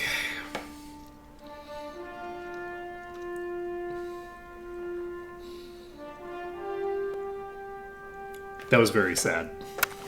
That was very, very sad. But, it's fine. It's fine. Sometimes in life, you just have to restart. Because... Is that a thing? Sometimes in life, you just have to restart? I don't think you get that opportunity, actually. Actually, I could do this. I could just do AI exploration. But I'm not going to. We're going to play it on easy mode. We'll maybe turn AI exploration off when we're doing the runs later.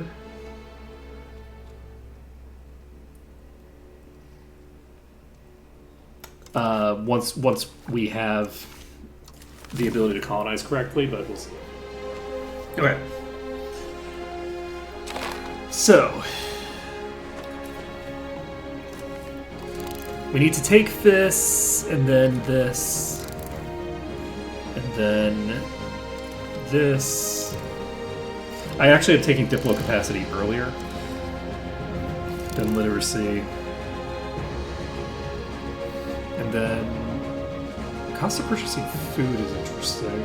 I'm curious how much money I'm losing to food costs. So this is max literacy and monthly literacy. This is population growth and monthly research progress. Do I feel like I want...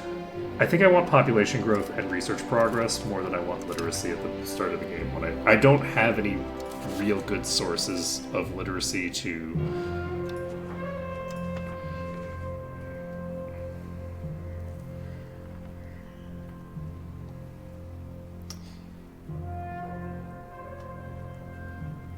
Okay, you are the ruler, you are the ruler, you are the ruler. Okay.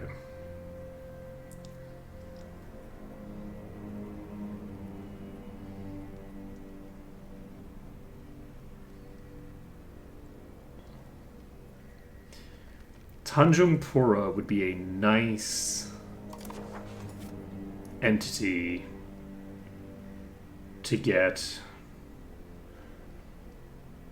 a union with. They are a vassal of Majapahit. And so Majapahit, in the previous run, Majapahit just annexed them eventually. So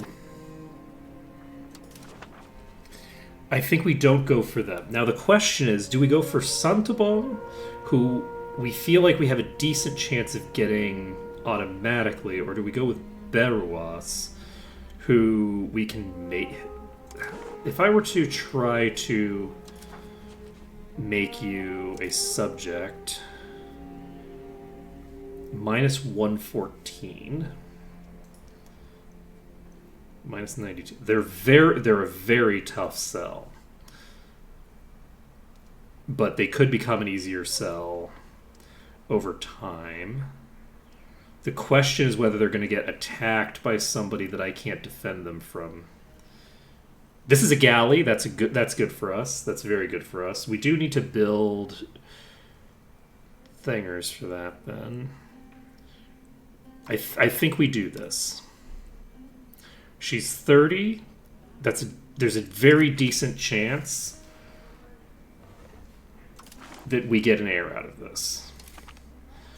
So we get this done. We now have 25 prestige. What does the prestige do? Anything that's important for me? Not really right now. Okay, we take autocracy. We get rid of primacy of the nobility.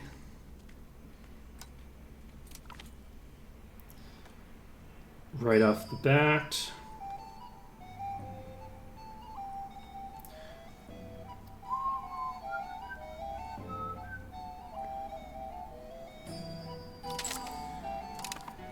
Okay. Next is encourage migration here we have two people who are both fairly good at this. Unfortunately, the only person who has decent Diplo is incompetent at other things. I do want social values changing to synthesize be the first thing that I do, I think. So, with that being the case, we do hire you, even though you're kind of an idiot. And that's fine. That's fine. Okay, so next on our agenda is maxing out minting, maxing out our taxes.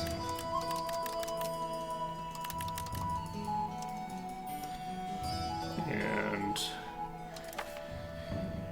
now we have 5 things that we can give up right now. We give monthly prosperity. We give the Vicia. I think we do take this, which gives me innovation as well as some other stuff. We take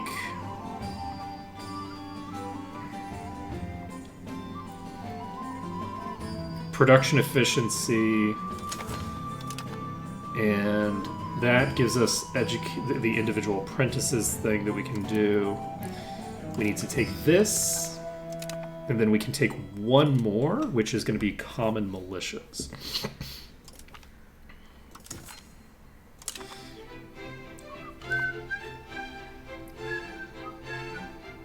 Now, did we click this button yet? No. Do we click on a different button instead? Do we instead send someone? This might be a better place to send them, because from here I'm adjacent to Cebu. The populations here are larger.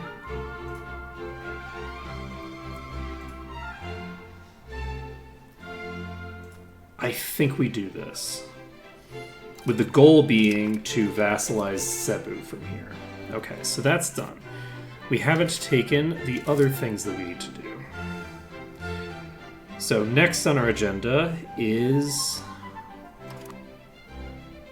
How much did we need? We need like 31 for the thing.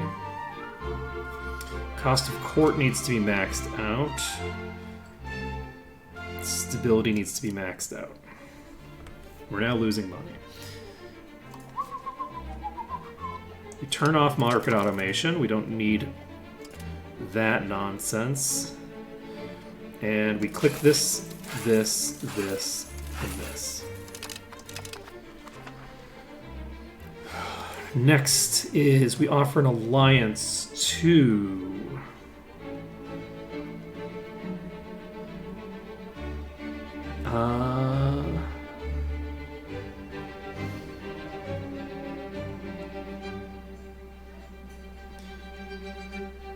Honestly, I think Santabong and Beruas are the two entities that we send an alliance offer to.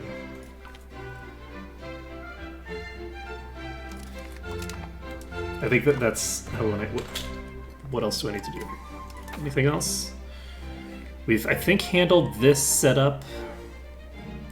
We have started this. We need to, next month, as soon as the month ticks, we need to check and make sure that we're still on the most profitable stuff. We do still have one more thing to send out. I think we hold off on that. I would like to send out an alliance offer to Beruas next month. Anything else that we need? These are set. This is set.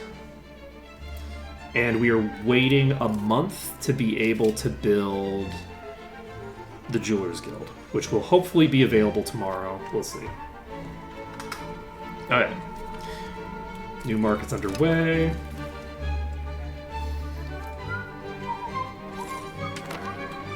Alright. So, before we do anything else, we want to take advantage... Wait, what the fuck? I was paused. Why did something just happen while the game was paused? What was... Wait. What? Like a new alert just popped up while the game was paused. Very strange. That looks roughly correct, so let's just leave that how it is for one more month. And then, what else do we need to do? Anything? Yes, we're going to need to offer an alliance to Beruas. Alright, and this actually means that we can probably get another one fairly soon, and we don't have to spend anything more on our stuff right now. So, my intention here is to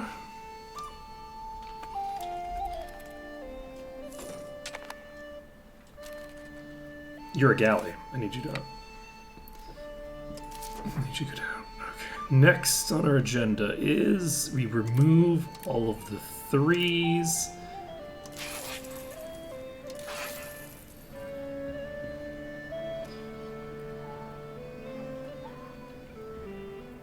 And should have gone. Okay. Who was that? Our spouse, okay. Not our child spouse.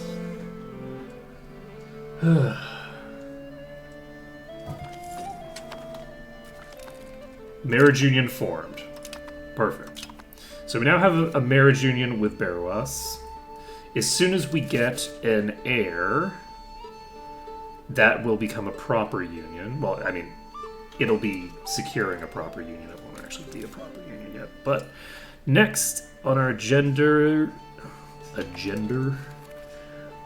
I want to put myself in charge of a navy? I don't think I do. How are we doing? Okay, unused trade capacity. I don't know that I want to try to double up on gold expenditure here, but we'll try it. And these two are not as expensive as the highest options. Did I just do two in the same one? I did.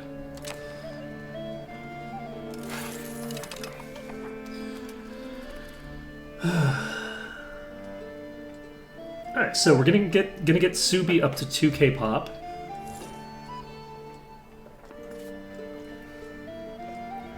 And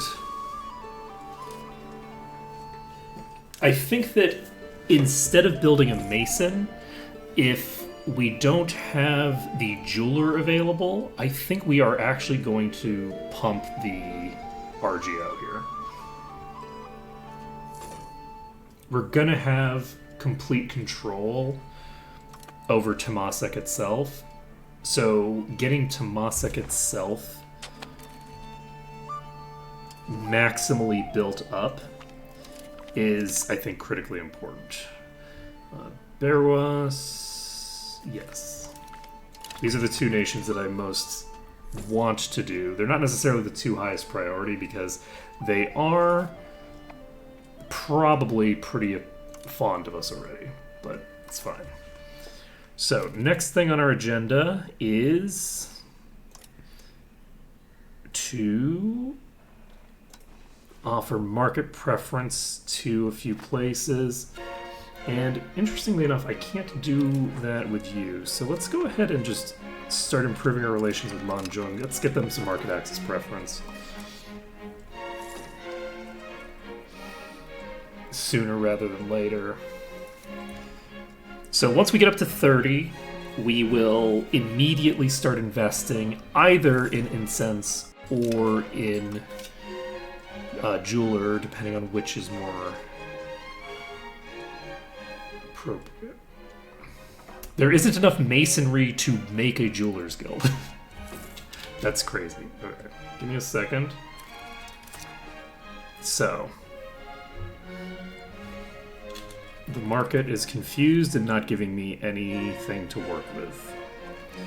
Why is nothing showing up?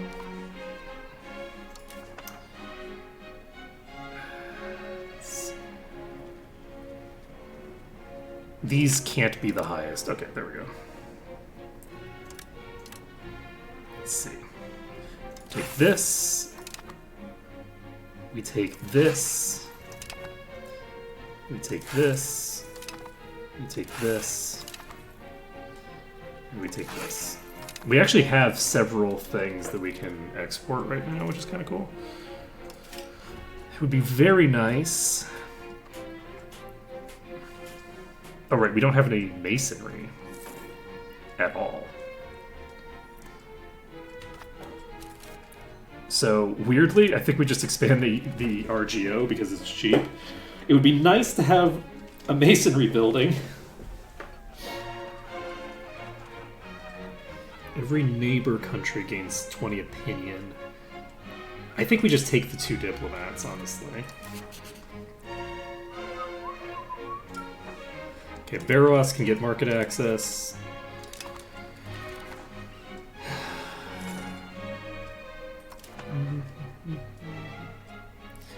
How are we doing? We have 1.3 out of 2.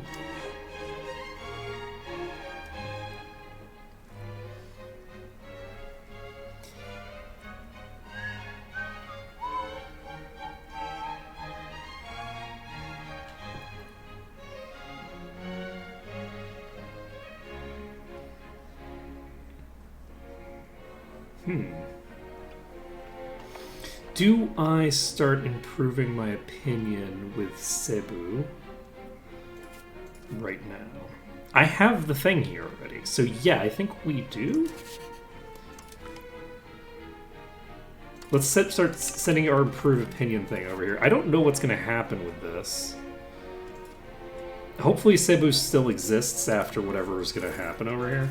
But yeah, if we can get this on day 1 instead of getting this on day 1, then we can potentially get Cebu as a vassal.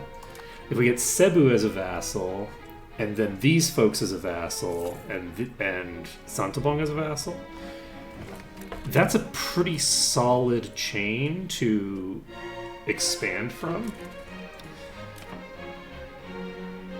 Even if we can only expand using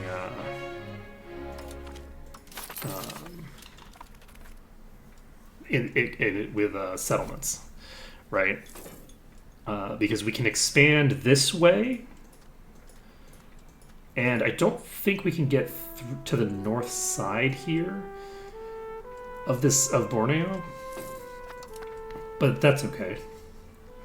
They can basically expand through the entire south part of Borneo, which hopefully will have some useful stuff in the market there. So how are we feeling about...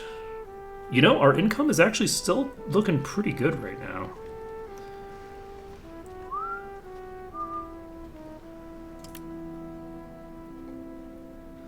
Like, this is all looking pretty stable for now.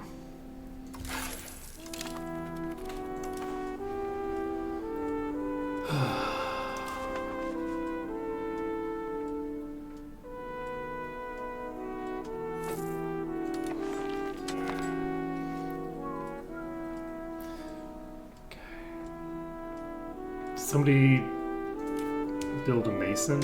I guess they must have built a mason here. That's excellent.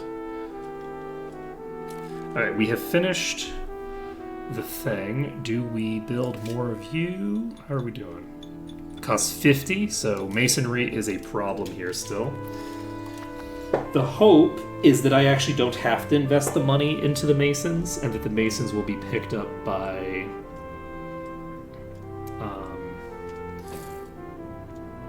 my peeps. But yeah, if we can get... How are we doing on the war? The war will start eventually. Okay, how are we doing on money? We're doing fairly well on money, in my opinion. Alright, we don't want to call Parliament until we have gotten some of our stuff under control. Santubong gets plus 30 opinion, and I believe joins our market. They sure do. They sure do. And the more... Do you have any, like, masonry or anything? No. You have literally no buildings. That's pretty rough for you. Attacking is always the best option. That seems pretty true. And... how are we doing on... Okay, so we have about 0.6 available to us.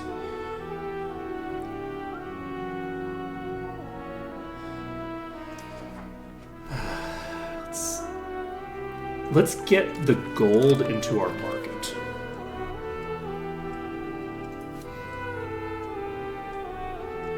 If possible. I don't know if we can get it into our market just by getting Sangao in on it. But Sangao and Landak are a priority there. How are we doing with you? Do you have... Okay, it's still expensive to build. So we are, in fact, going to max out the incense instead. Because the price of this doesn't seem to be impacted by anything. So we expand this next month.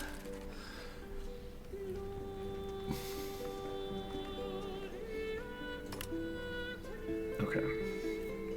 And now all the prices have gone all wonky. This is the highest value thing we can do. We have imports. I don't want to deal with imports.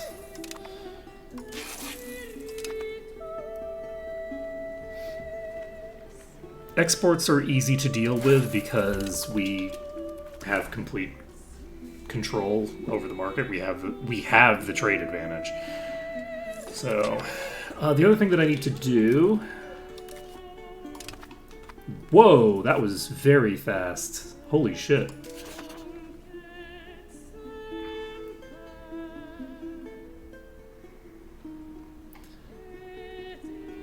Cebu is at minus 119. That is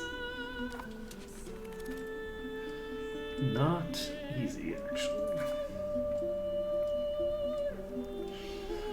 Alright, we're going to finish this up.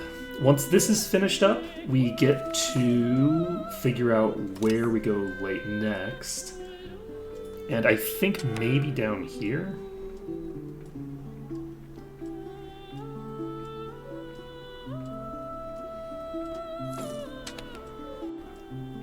We do not call Parliament, as much as it might excite me to do so.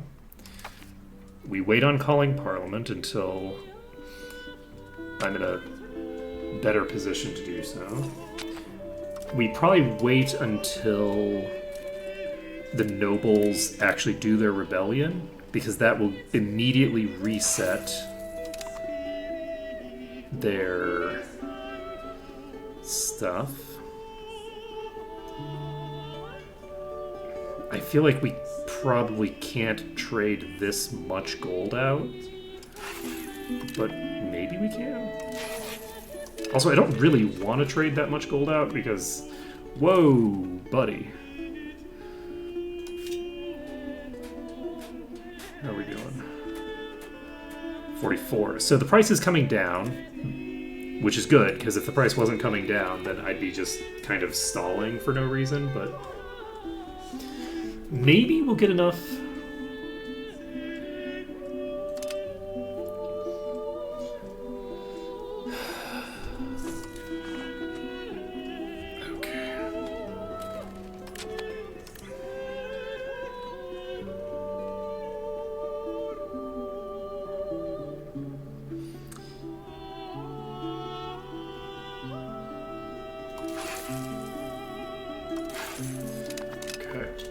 Finishing up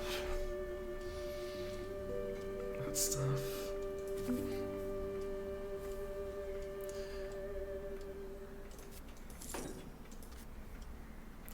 Yeah, the other place I could create a colonial charter here as well. This gives me a lot of options. Maybe we do this instead. I think we do this.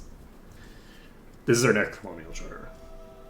And by next, I mean we might actually want to just click this button. No, it costs. That would cost half of our income. We don't want to spend half of our income on this.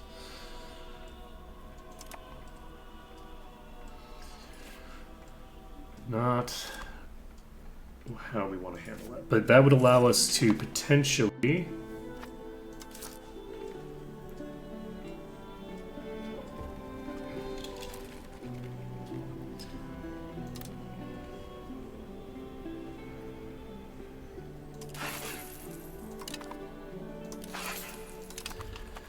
get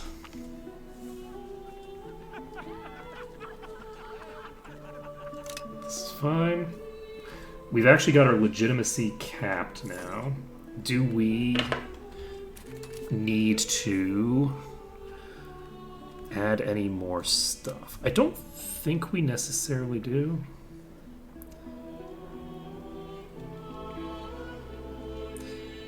Commoners in the administration isn't bad.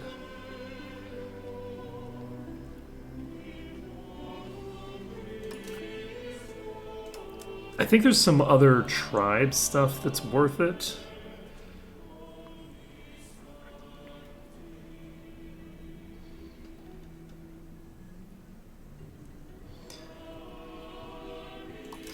Maybe not.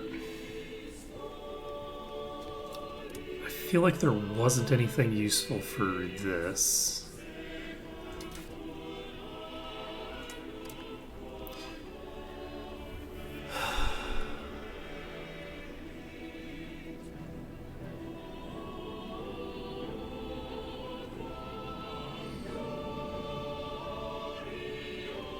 It is tempting to just do this.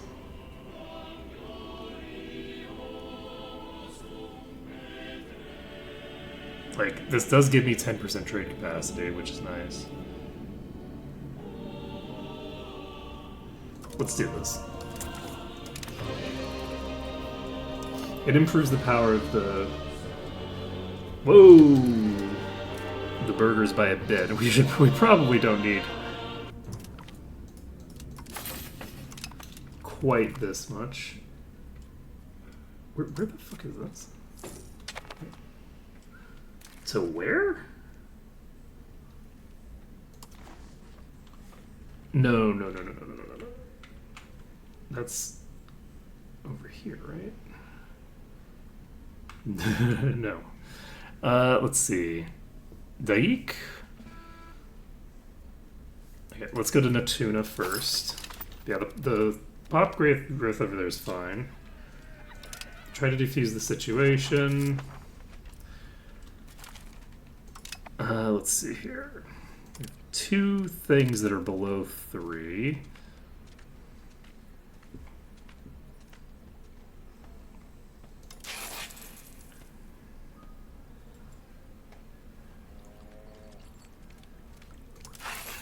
Okay.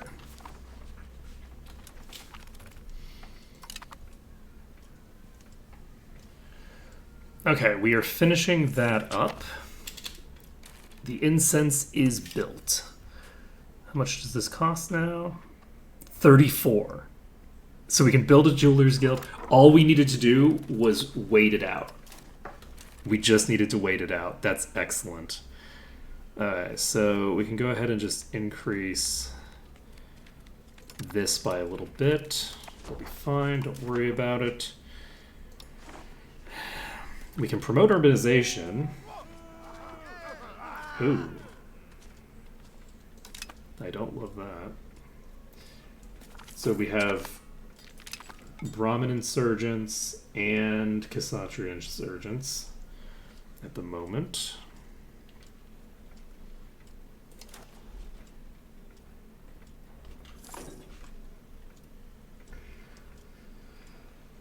Let's see. What's next? I guess we're just getting plus 0.05 right now. We are making pretty decent money right now. Do I start this? It costs 25 to start this. No, I don't. We are looking to pump. There's not enough glass in the market, period, to do this. This costs 47 now.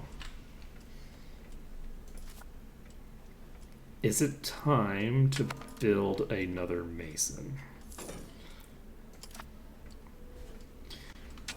Maybe I do want to just send somebody over here and get this started. The sooner I start it, the faster it will populate. I'm gonna do it. We're gonna click this button, and the hope is that we can diplo-vassalize somebody over here fairly easily. That's the hope. So Tomasek is building another jeweler. We will be adding an additional one here eventually as well. Let's see. Okay. You're up to 3K population. Is that sufficient for our purposes for right now? Also, society, culture. We didn't actually click the orang load at the very beginning, which is unfortunate. But we're going to click on this. And that is now a tolerated culture. And that will be useful to us. So next is looking at, yes, this is probably not a thing we need to be doing. This is not a thing we need to be doing. So Kartaka and Martaban. So Kartaka is a yes.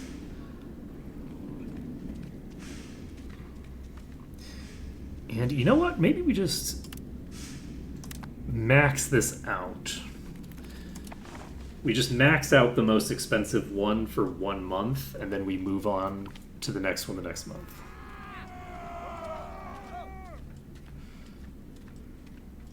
Okay, the best should definitely lead.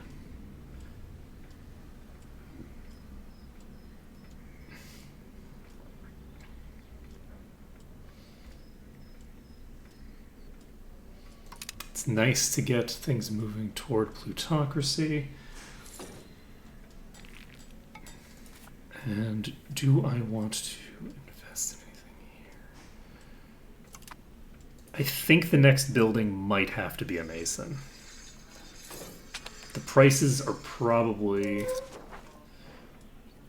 not going to fluctuate as rapidly as I would need them to.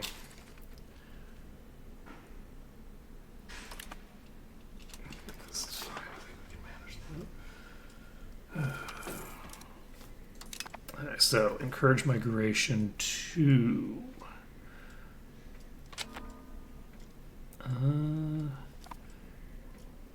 think we want Tanjung Pinang to have 1,000 pop and Daik to have 1,000 pop. We can get Sinicized up to 20.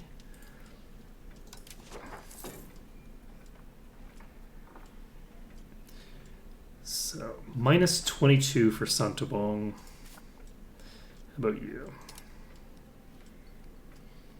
Minus 58 for you. So the advantage of clicking on Santobong would have been getting myself an earlier access to a vassal over here. The advantage of doing it the way that I've done it is that I'm getting access to territory that I otherwise would just never get access to, basically. So how are we doing on this? If we do this, it'll cost us how much? 67. So we could make an alliance with Cebu, but they're not really weak enough for me to get them as a vassal very easily. 380? Negative opinion, okay. So, current strength is minus 28. Which is kind of crazy. That's to become their vassal. That's a no. So, minus 240 from that, so 130. We've got plus 25 from current strength, but it's minus 50 from distance. It's we're too far away from them.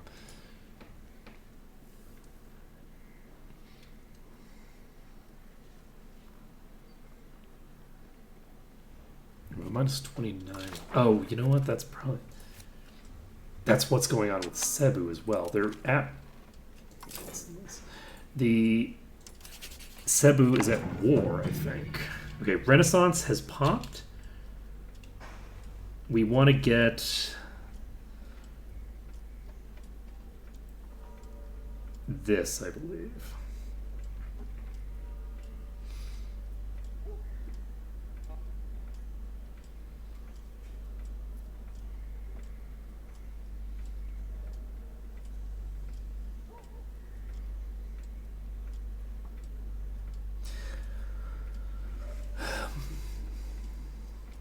Yeah, I think we do this. We do an administrative focus. We now have new tech stuff available to us. Do we finish our current research thing, or do we? Let's take a look at our research tree.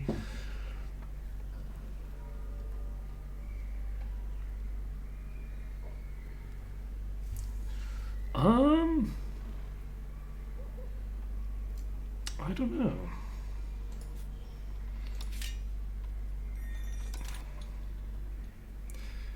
We need 48 for this now.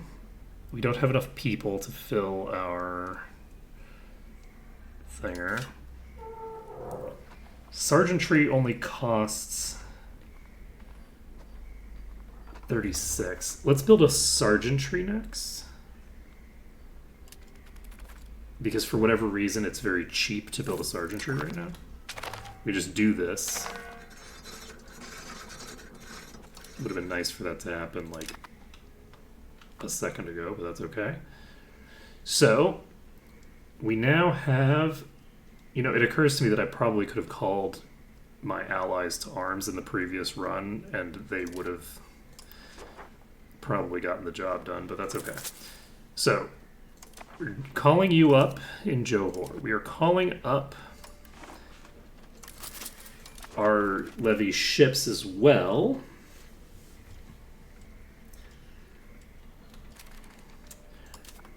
You get into the ships. I wait a few days. What is this? All right, and then we move. And we do, in fact, get to where we're going. We send you to Daik. We fight 50 Of these, is this the only province? It looks like we just have to take over this province and we're golden. Is that the end of the war? No. They have. There's also some nobles over there, so that's fine. Don't worry about it. We're going to pop over here. Pop in here. We're going to wait a second. Just for it to recognize what's going on. Then we pop over here.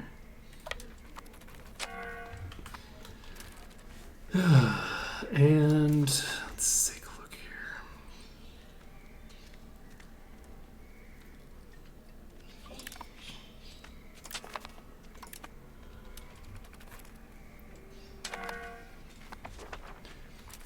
So we're building the sergeantry. The sergeantry will hopefully... Oh, right, yeah. I forgot about speed 5, so...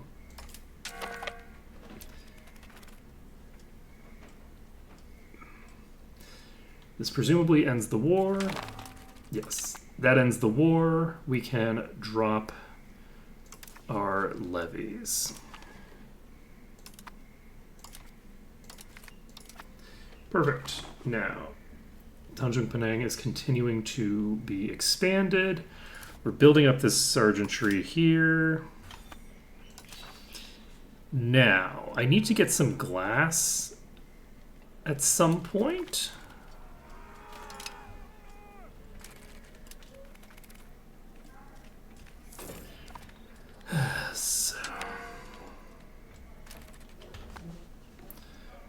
And now we should, in theory, I think, be able to do the parliament thing. But first, we should probably change the type of parliament that we have.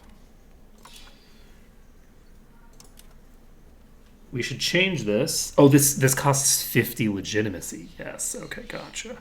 So an estate parliament will mean clergy and burghers and nobles are in the parliament. We do this. We want the burghers to be in the parliament. And we will... call a parliament for urbanization. This will be for what town? Tanjung Penang. Perfect. This is the correct thing to click on. Autonomy support, change policy. Local courts. No. That is a no. Okay, so we want to wait a second before we click any of the other buttons. And now I think we encourage migration to Temasek. Temasek is shrinking already, and we need it to go back the other way. So we're going to just start encouraging migration there. That's all well and good. Next on our agenda, we're actually going to go to government, no, to economy. We don't actually have these automated right now, and they're all just kind of maxed out. Do I need to set them to something else?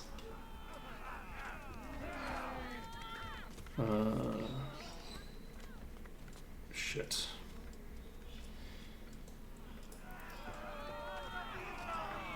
5% loss.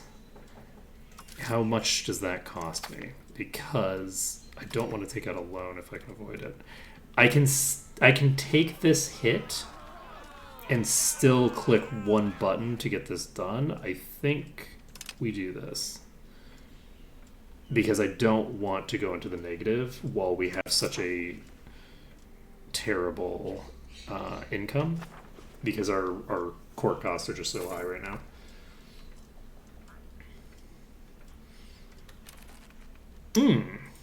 Interesting.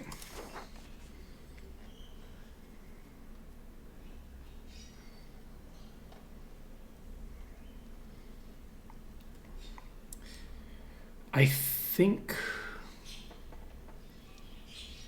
Did we lose an alliance with somebody?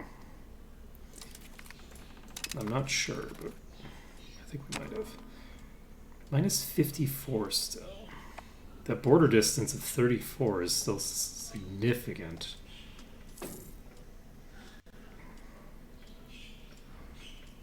We can get another 10. I'm actually curious how I would ever finish things, but that's fine. Do we click this button now? I think we do.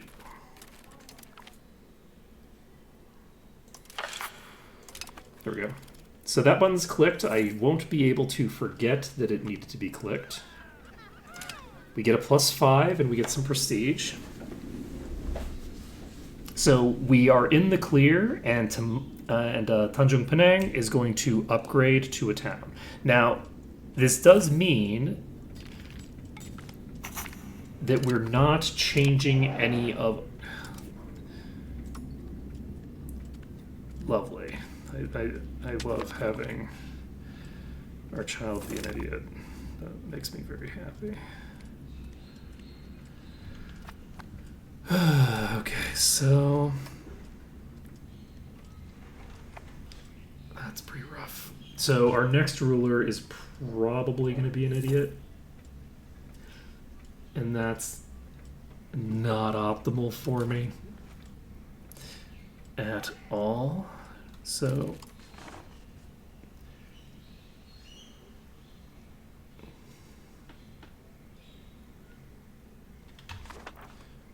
what is going on with Barrows?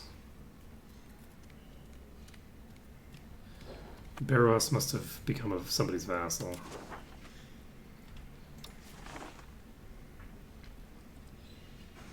They're a vassal of Manjung now. Shit. Okay, that's fine. Okay, we got this done.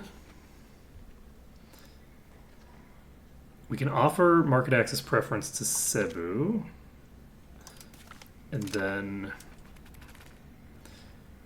-45. Oof.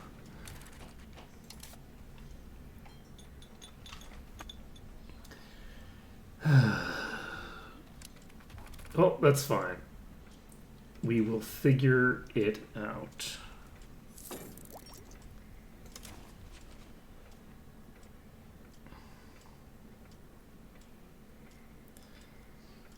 $24 for Santabong. We just need to prove ourselves a bit. I don't think I should have started that second thinger. Oh, wait, though. Alright, so that gives us an additional 2 Diplo rep. And we need an additional 20-something to be able to get what we want done, so that's presumably not going to happen.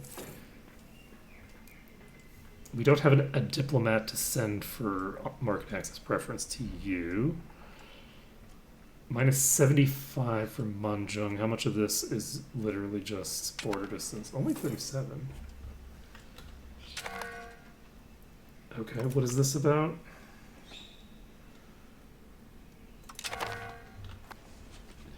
Okay, they're fighting Dapitan.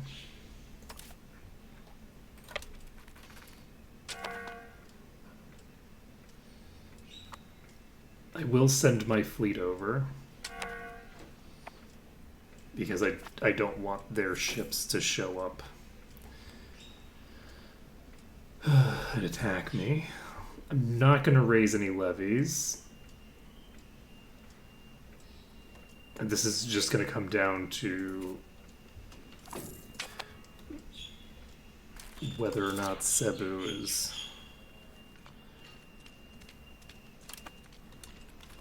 doing what it needs to do. Like, this is their war. I'm just not going to worry about it. Market warehouse is being built. I unfortunately don't have a huge amount of income right now. For some reason, it's almost as if I'm doing multiple things that are very costly right now. Almost as if, but that's not actually why, right?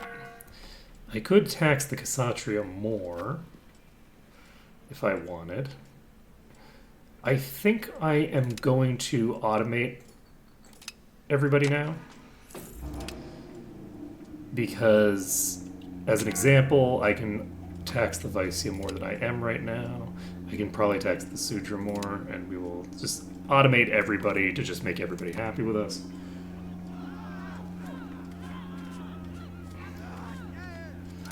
And I'm not going to worry about this. The Brahmin insurgents are probably not going to be an issue. I guess we'll find out. So,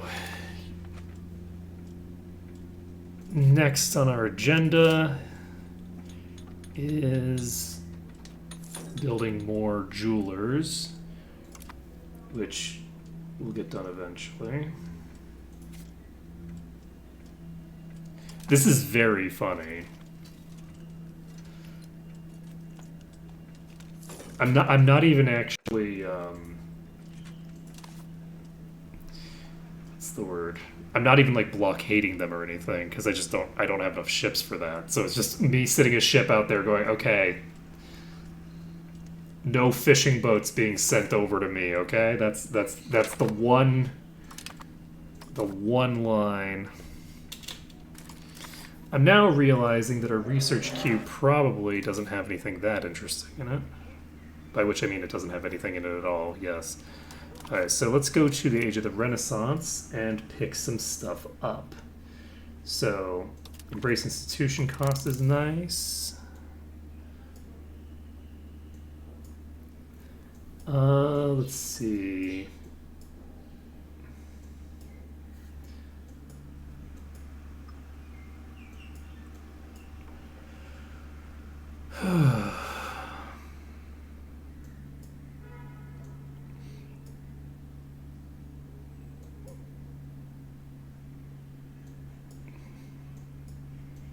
What do I want to put as my next thing? I think maybe I take Navy and Army morale. I didn't have Army morale for way too long last time, and I think that taking...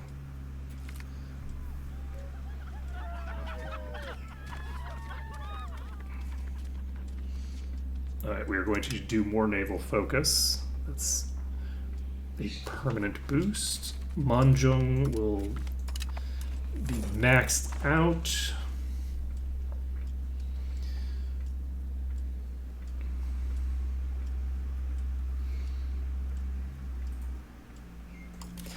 You're at war with somebody.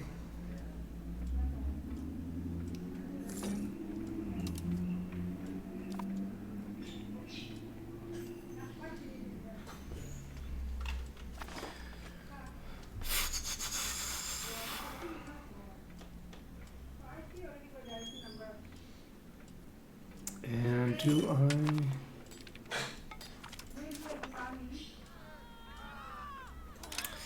have to manage on their own. I can't do shit about that. Okay, so...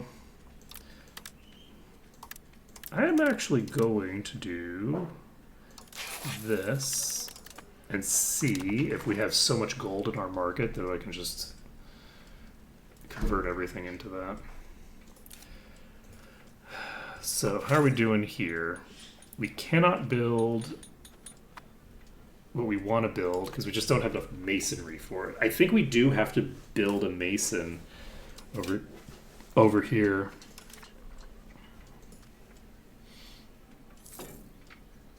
Or no, I could probably upgrade this one. We'll upgrade this one. We're slowly getting enough stuff over here, so that's probably fine. Yeah, this war of aggression is presumably just gonna like fizzle out eventually because neither side really is doing anything.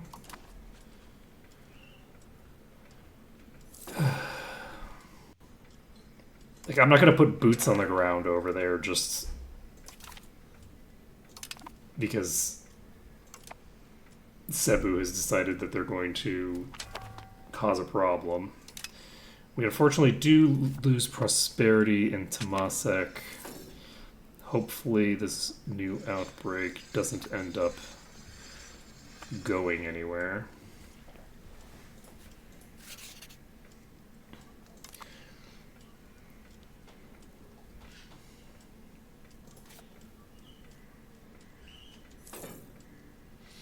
Yeah, the thing that I would like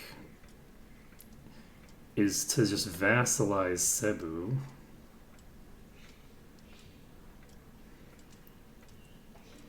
We're almost done with this.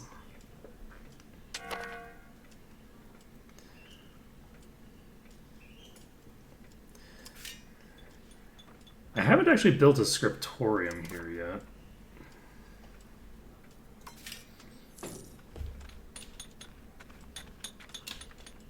Wait a second. Why are these so cheap? Because these are using lumber. Okay, it doesn't matter. I think that we have to get some more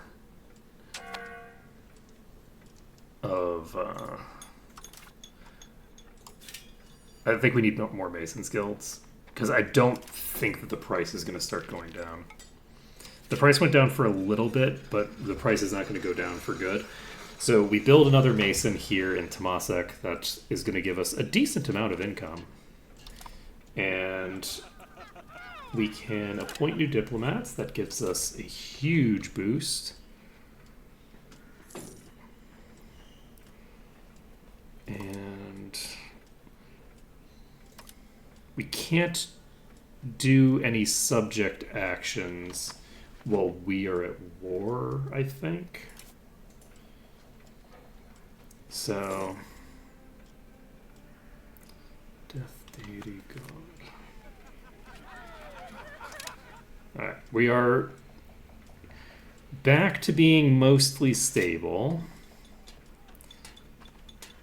We're losing money right now, which I'm not a huge fan of.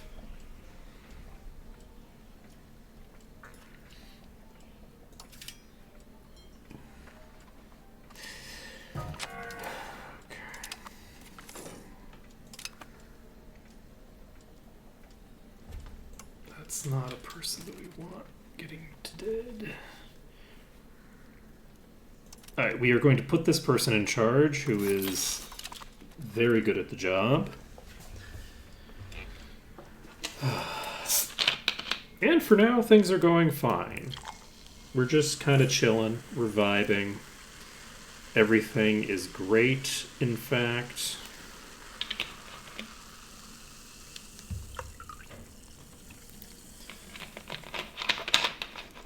Oh. And we have maxed out our first thing here. Next societal value that we want is, I think, innovative. Get that done. We have... Is this neutral right now? Yes, because we need to get rid of those laws.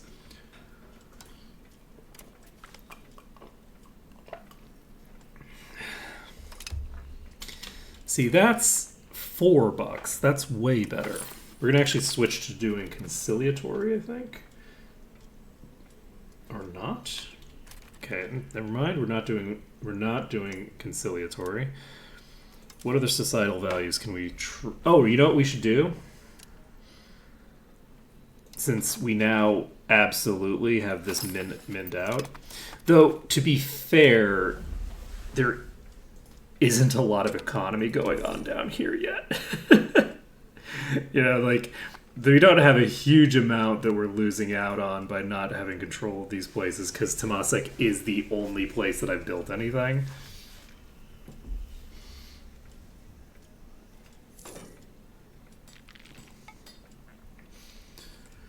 Okay. So we've been brought into this war by Cebu, and as far as I can tell, nothing's going to happen.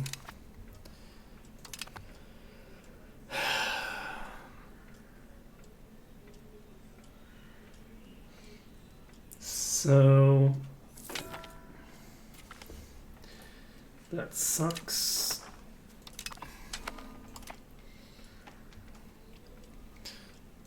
But yeah, I need to build up my marketplaces as well. There's not enough glass, which is kind of crazy.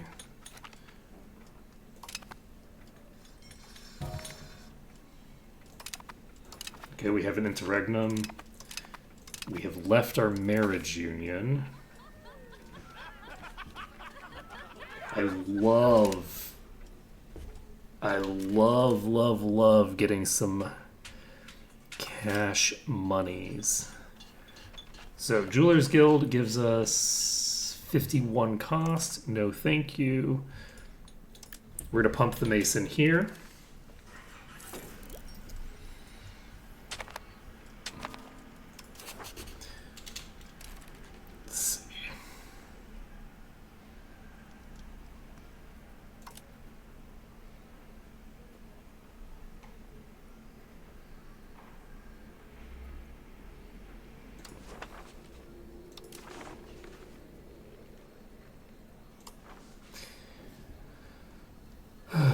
We have not started improving relations with Khmer yet.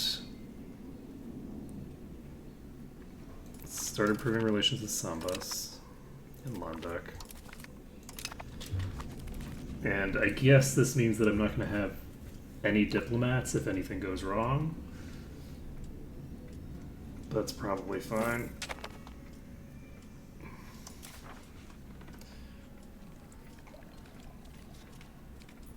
Oh, Jesus.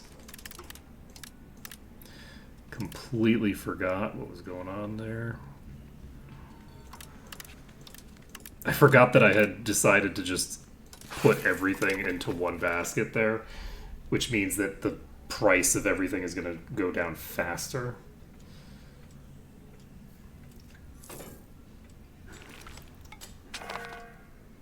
There cannot be war without violence. Perfect. Love that for us. Okay, so we're going to just pop over here. I am very happy that a white piece gets enforced when that happens.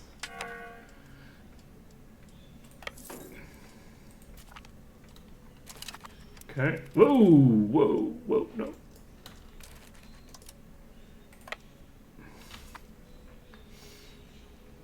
I had thought that I deselected the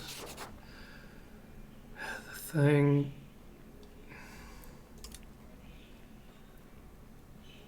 Minus 48, huh? Border distance is a sizable component of that. I'll need to build more ships at some point, but I don't think that I have the economy to justify it yet.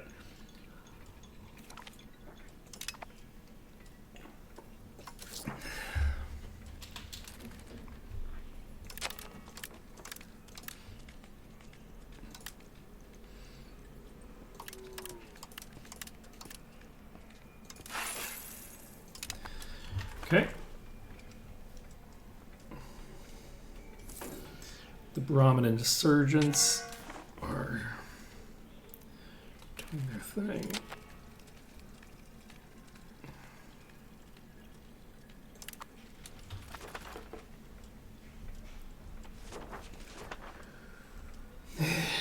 Okay, so North Visayas is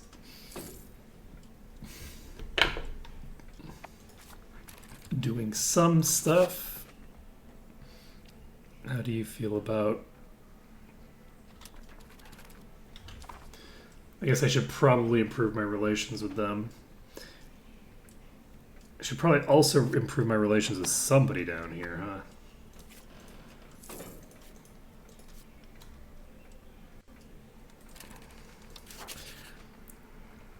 Because I could...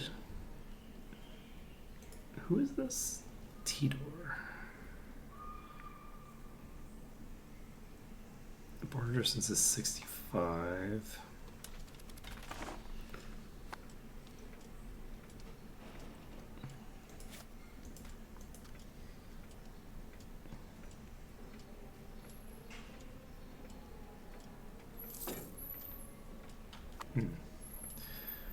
Let's see here. So we're building this. We do have income right now.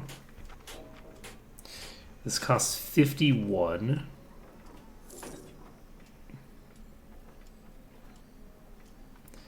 Not optimal. The incense is not very profitable right now, unfortunately. And it's not, like, unique enough to secure me any new trade,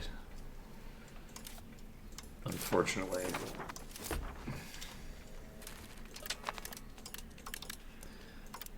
Okay. I do think that I don't know if I'm going to be able to get the ivory done, actually. Let's not try to do that. And instead just do this.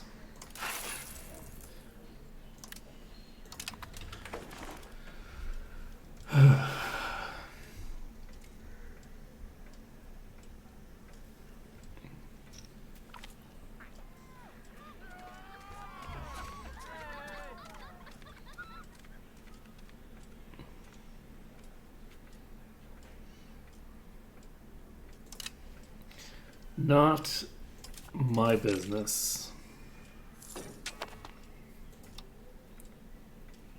You are a very reasonable choice for this. Parliament is possible. Increased naval infrastructure is very good for me. This gives me naval and a bunch of other things. The thing that I want more than anything else, though, is I would like to pass some laws. This is going to help a lot. Ooh, plutocratic movement and lessen levy obligation. This is actually amazing for me. So, lessen levy obligations will allow us to get the... We need to get... Not court.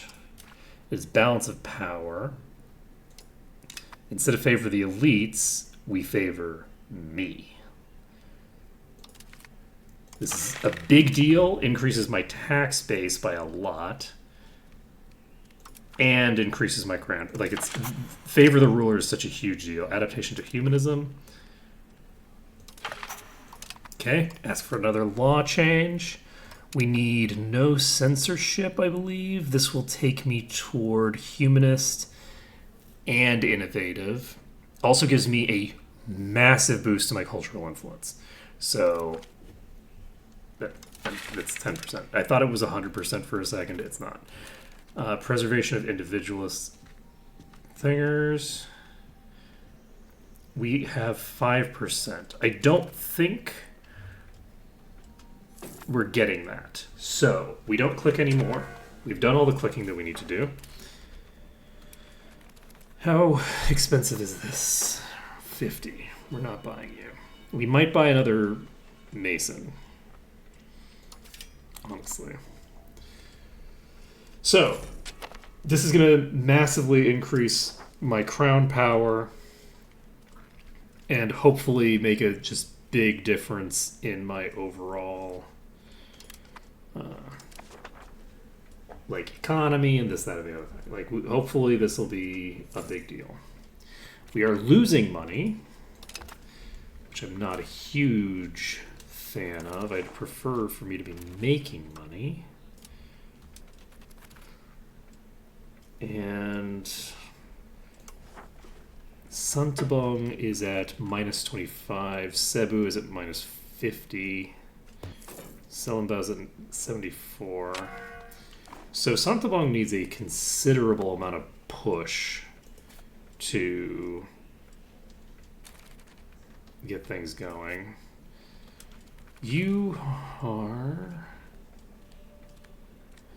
currently married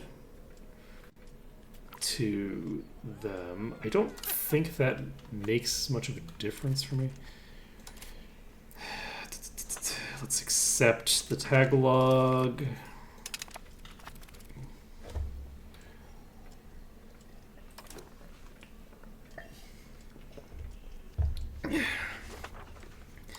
Sungo needs market access preference. That will hopefully get them into my market. It doesn't matter what anybody does in terms of the debate. We've gotten 2 laws passed, which are a pretty big deal.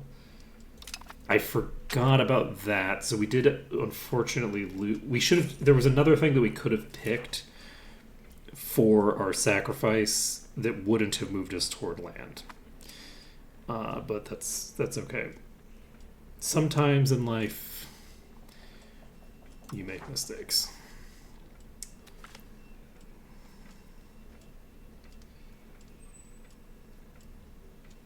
We don't actually have anything to lose, so we don't want any new alliances.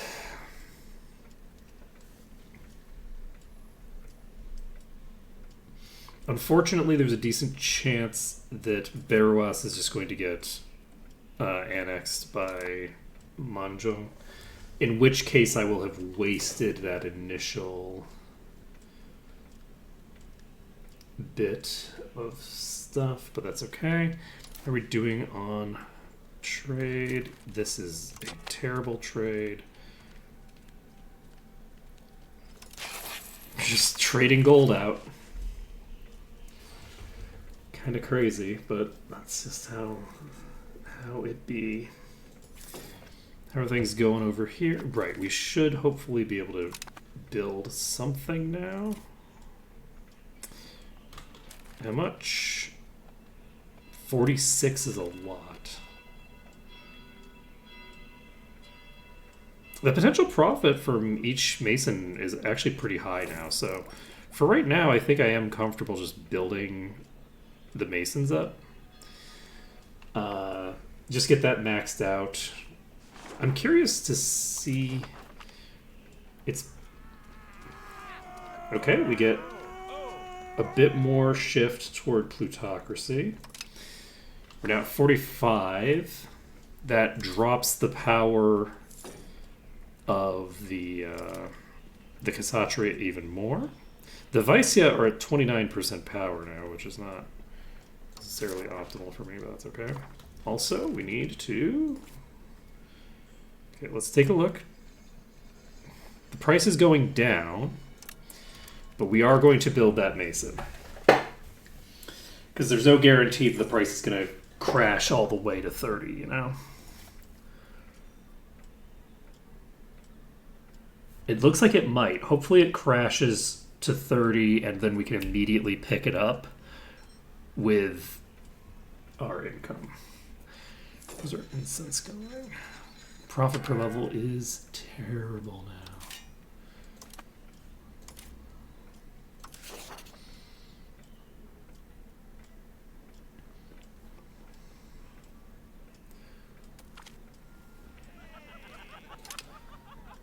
Okay.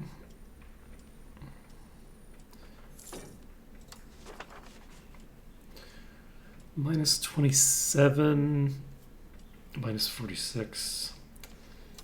Rough times.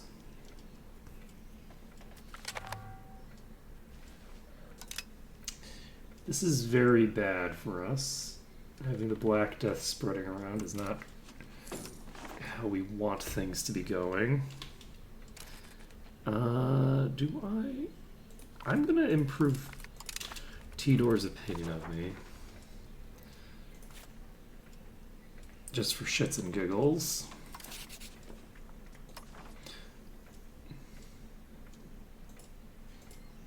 Why cannot?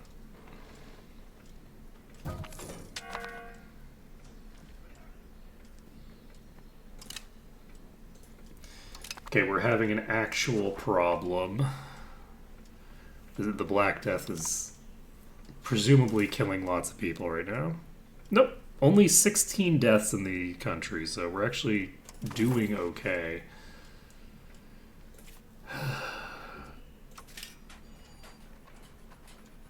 We can build a scriptorium pretty cheap.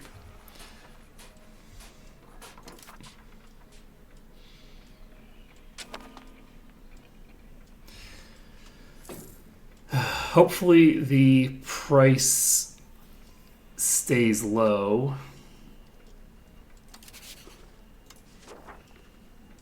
Why can't I interact with anybody over here?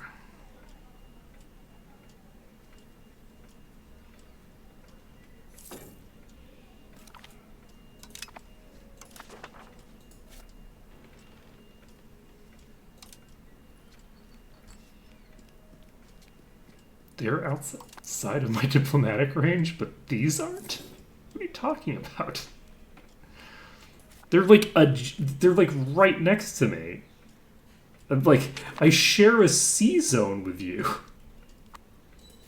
What do you mean you're out of my diplo range?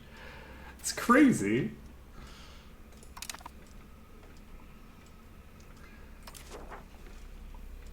Okay. So, if I were to offer an alliance...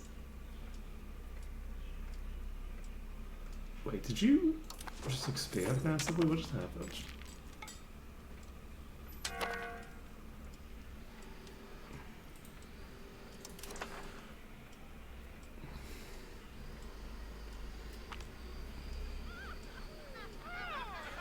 Increase rural attraction or urban attraction. I think we want urban attraction because we're currently colonizing 2 different locations.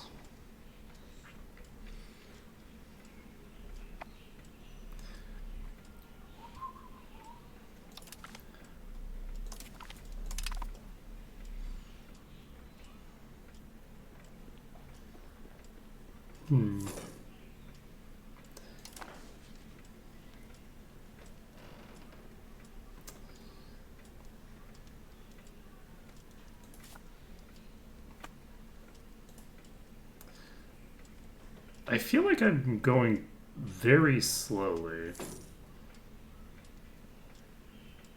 Right?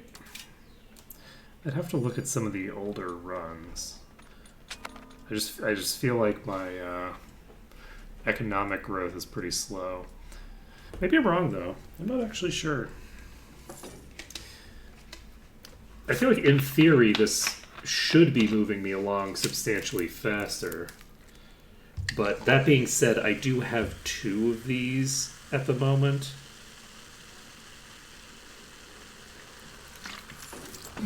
Which is, obviously suboptimal.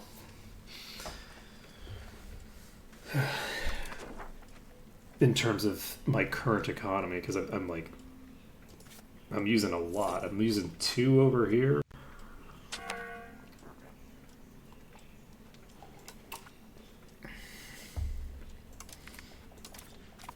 Okay.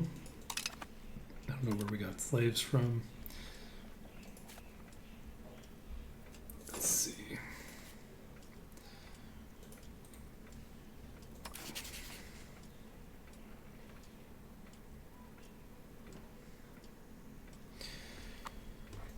Well, I don't know. Ooh, interesting.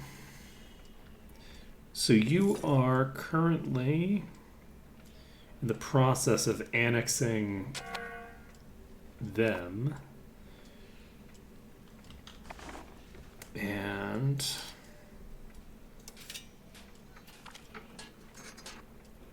God damn it. We just lost 10 months worth of income.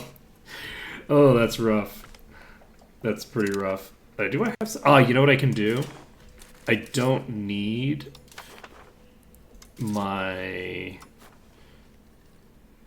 stability to be maxed out, so we can have this. That gives me at least some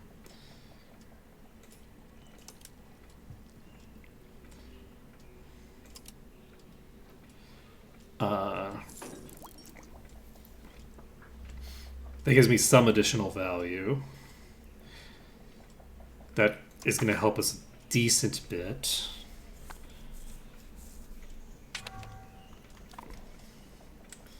This is interesting.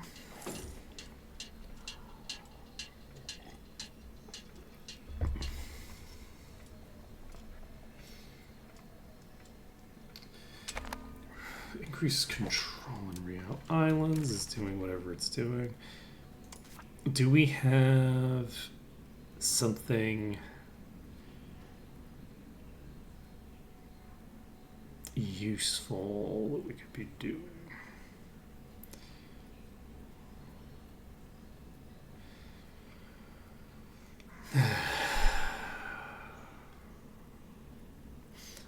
I'd love to go to conciliatory. Oh, actually, now that we have done some changes here, yes, we should be able to start pushing toward this. We've gained a core in Bara.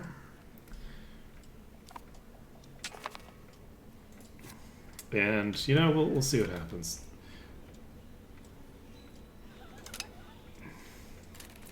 Okay, Cebu, who are you attacking now? Is it the first one? I feel like this is not the first war. This is the second war.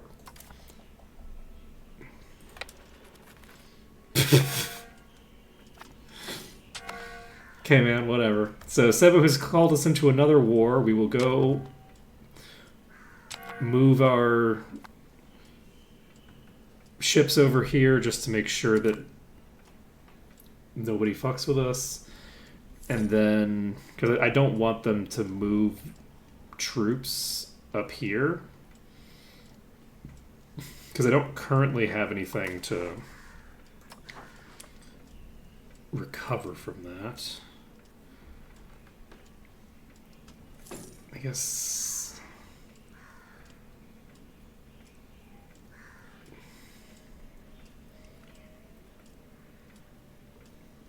Oh, I haven't actually increased my opinion with Pong yet. Let's do that. Majapahit as well. Korpam. Keda, Langasuka.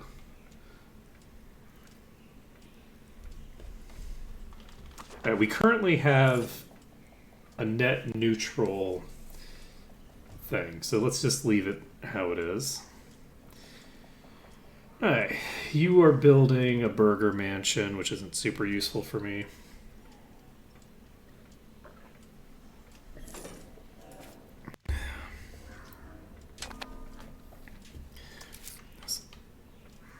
How is our trade going?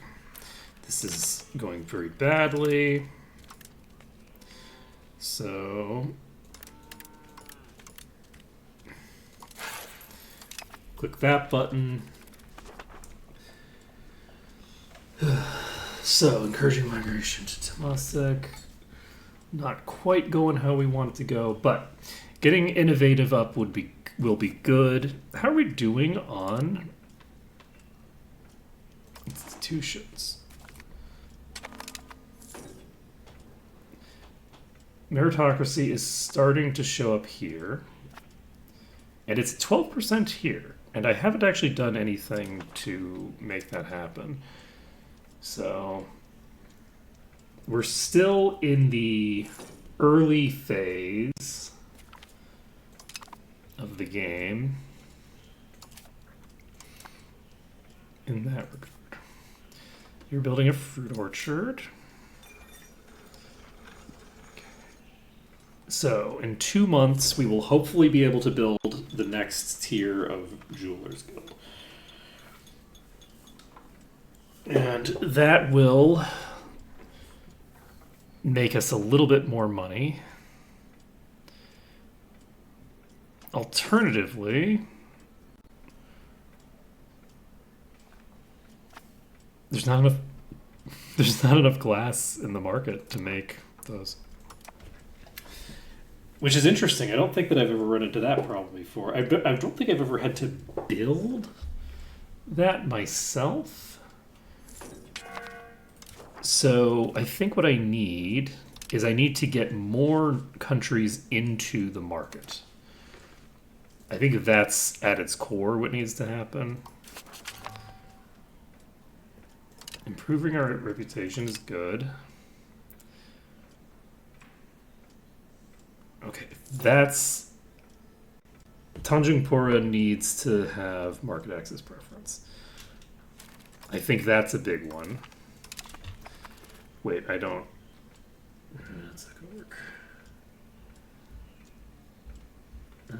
Who's Khmer Empire? We can cancel for right now. Wait, minus 20. Wait. What happened?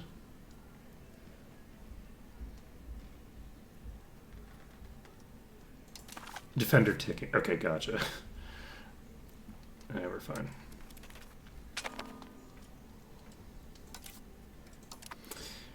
Can't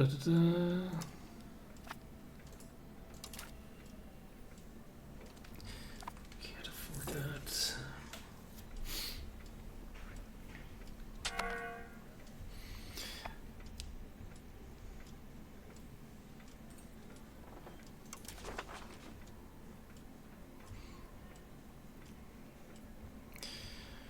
But yeah, if we could get market access offered to them, that would be useful. If we can finish this colonial charter, that'll be good. We only have 2 left. So hopefully this all goes fine.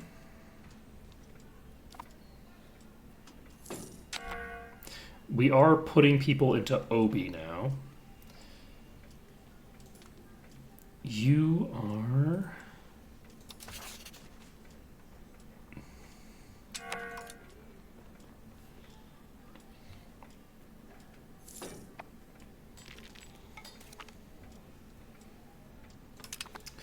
Okay, we've got the naval morale boost. Unfortunately, we only have 1 boat. So it's not going to make a huge difference. I think this is also just going to white piece.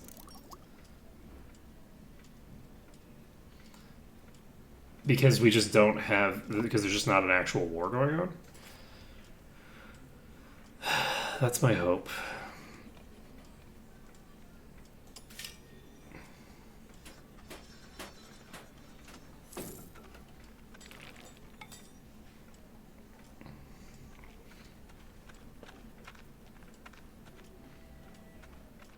Okay, we might be able to just pump this up to 4. And then once that's pumped up to 4,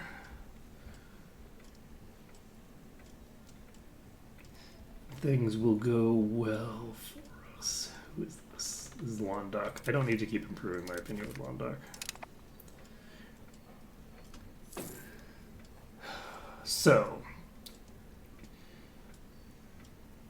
at some point in the near future, I am going to need to start investing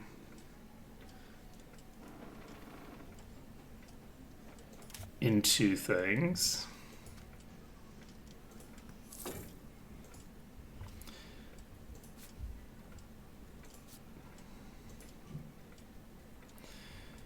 Yeah, hopefully the level 4 Mason is enough.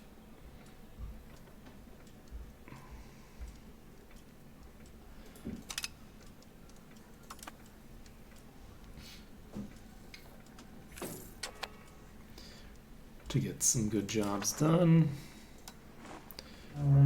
All right, market expansion, regulations. Okay, nothing here is that interesting. So let's click this button now.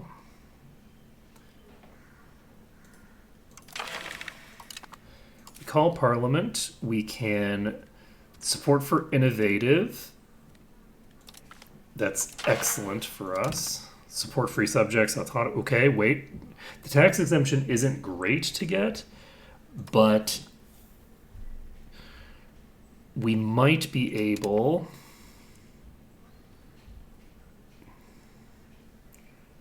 So this gives us movement towards spiritualist.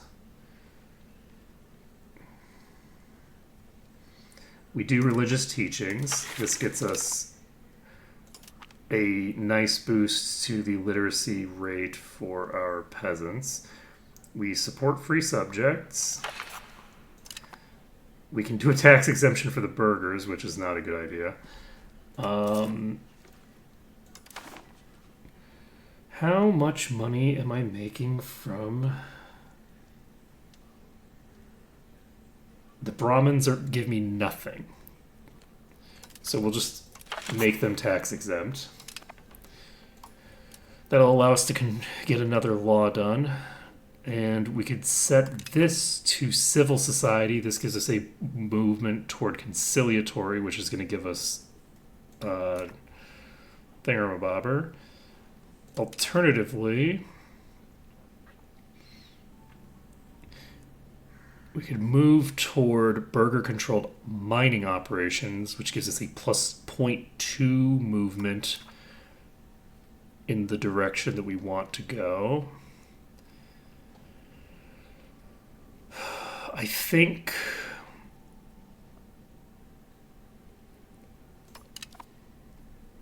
that's what we do. We switch this to here. That gives us a huge move in the direction that we want to go in. And now the aristocracy should be moving, like that tech should be moving considerably away from there. So as long as we don't get into any fights, this will white peace eventually. And we are currently gaining thingamabobbers. Luwu is expanding considerably. It would be nice if we could get something going on down here at some point. But yeah, actually, because of the fact that I'm not getting... I was thinking that I was going to be able to pick up some vassals early by doing this, and it doesn't seem like that's the case. So, with that being the case, I actually think if I have it set so that nobody is colonizing, I think we just don't colonize at all. I think we just don't colonize. Because... And you know what? I think we're going to make that attempt next time. I think that's what we're going to do. I think that I could be getting... Right now, how much am I spending? My colonies are 4.3. I could be getting 6 per month if I wasn't investing at all into the colonies. And the colonies are not really giving me anything yet. These are like a long-term consideration. The advantage of doing them early is getting access to new territory, as well as the fact that like maritime presence and blah, blah, blah, we don't need to get into it. I think it makes the most sense for me to just not invest at all into it. We'll be pumping our incense. We'll be doing all the things that I'm doing right now, but we'll be doing it a lot faster, like massively faster. And I think that's the goal, is no colonization until later, because we don't have a bunch of competition that's going to immediately obliterate us. And we can... I think that'll work really well. But that's going to be it for today. So thank you for watching. It has been an absolute pleasure. And I hope to see you again tomorrow when we will be continuing.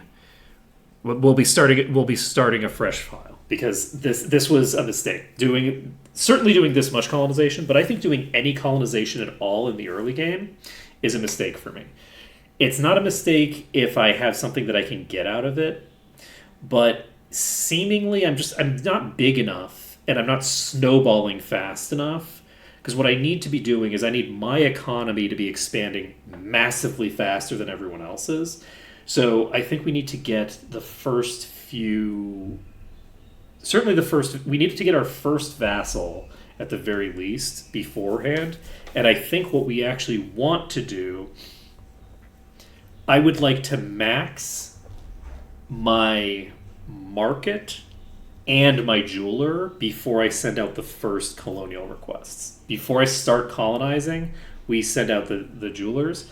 And I think that we send the first ones out into the Spice Islands, maybe. I don't know where we'll send them out first. Cebu has been, like, weird and confusing. But anyway, that's it for today. So thank you for watching, and I'll hope to see you again tomorrow.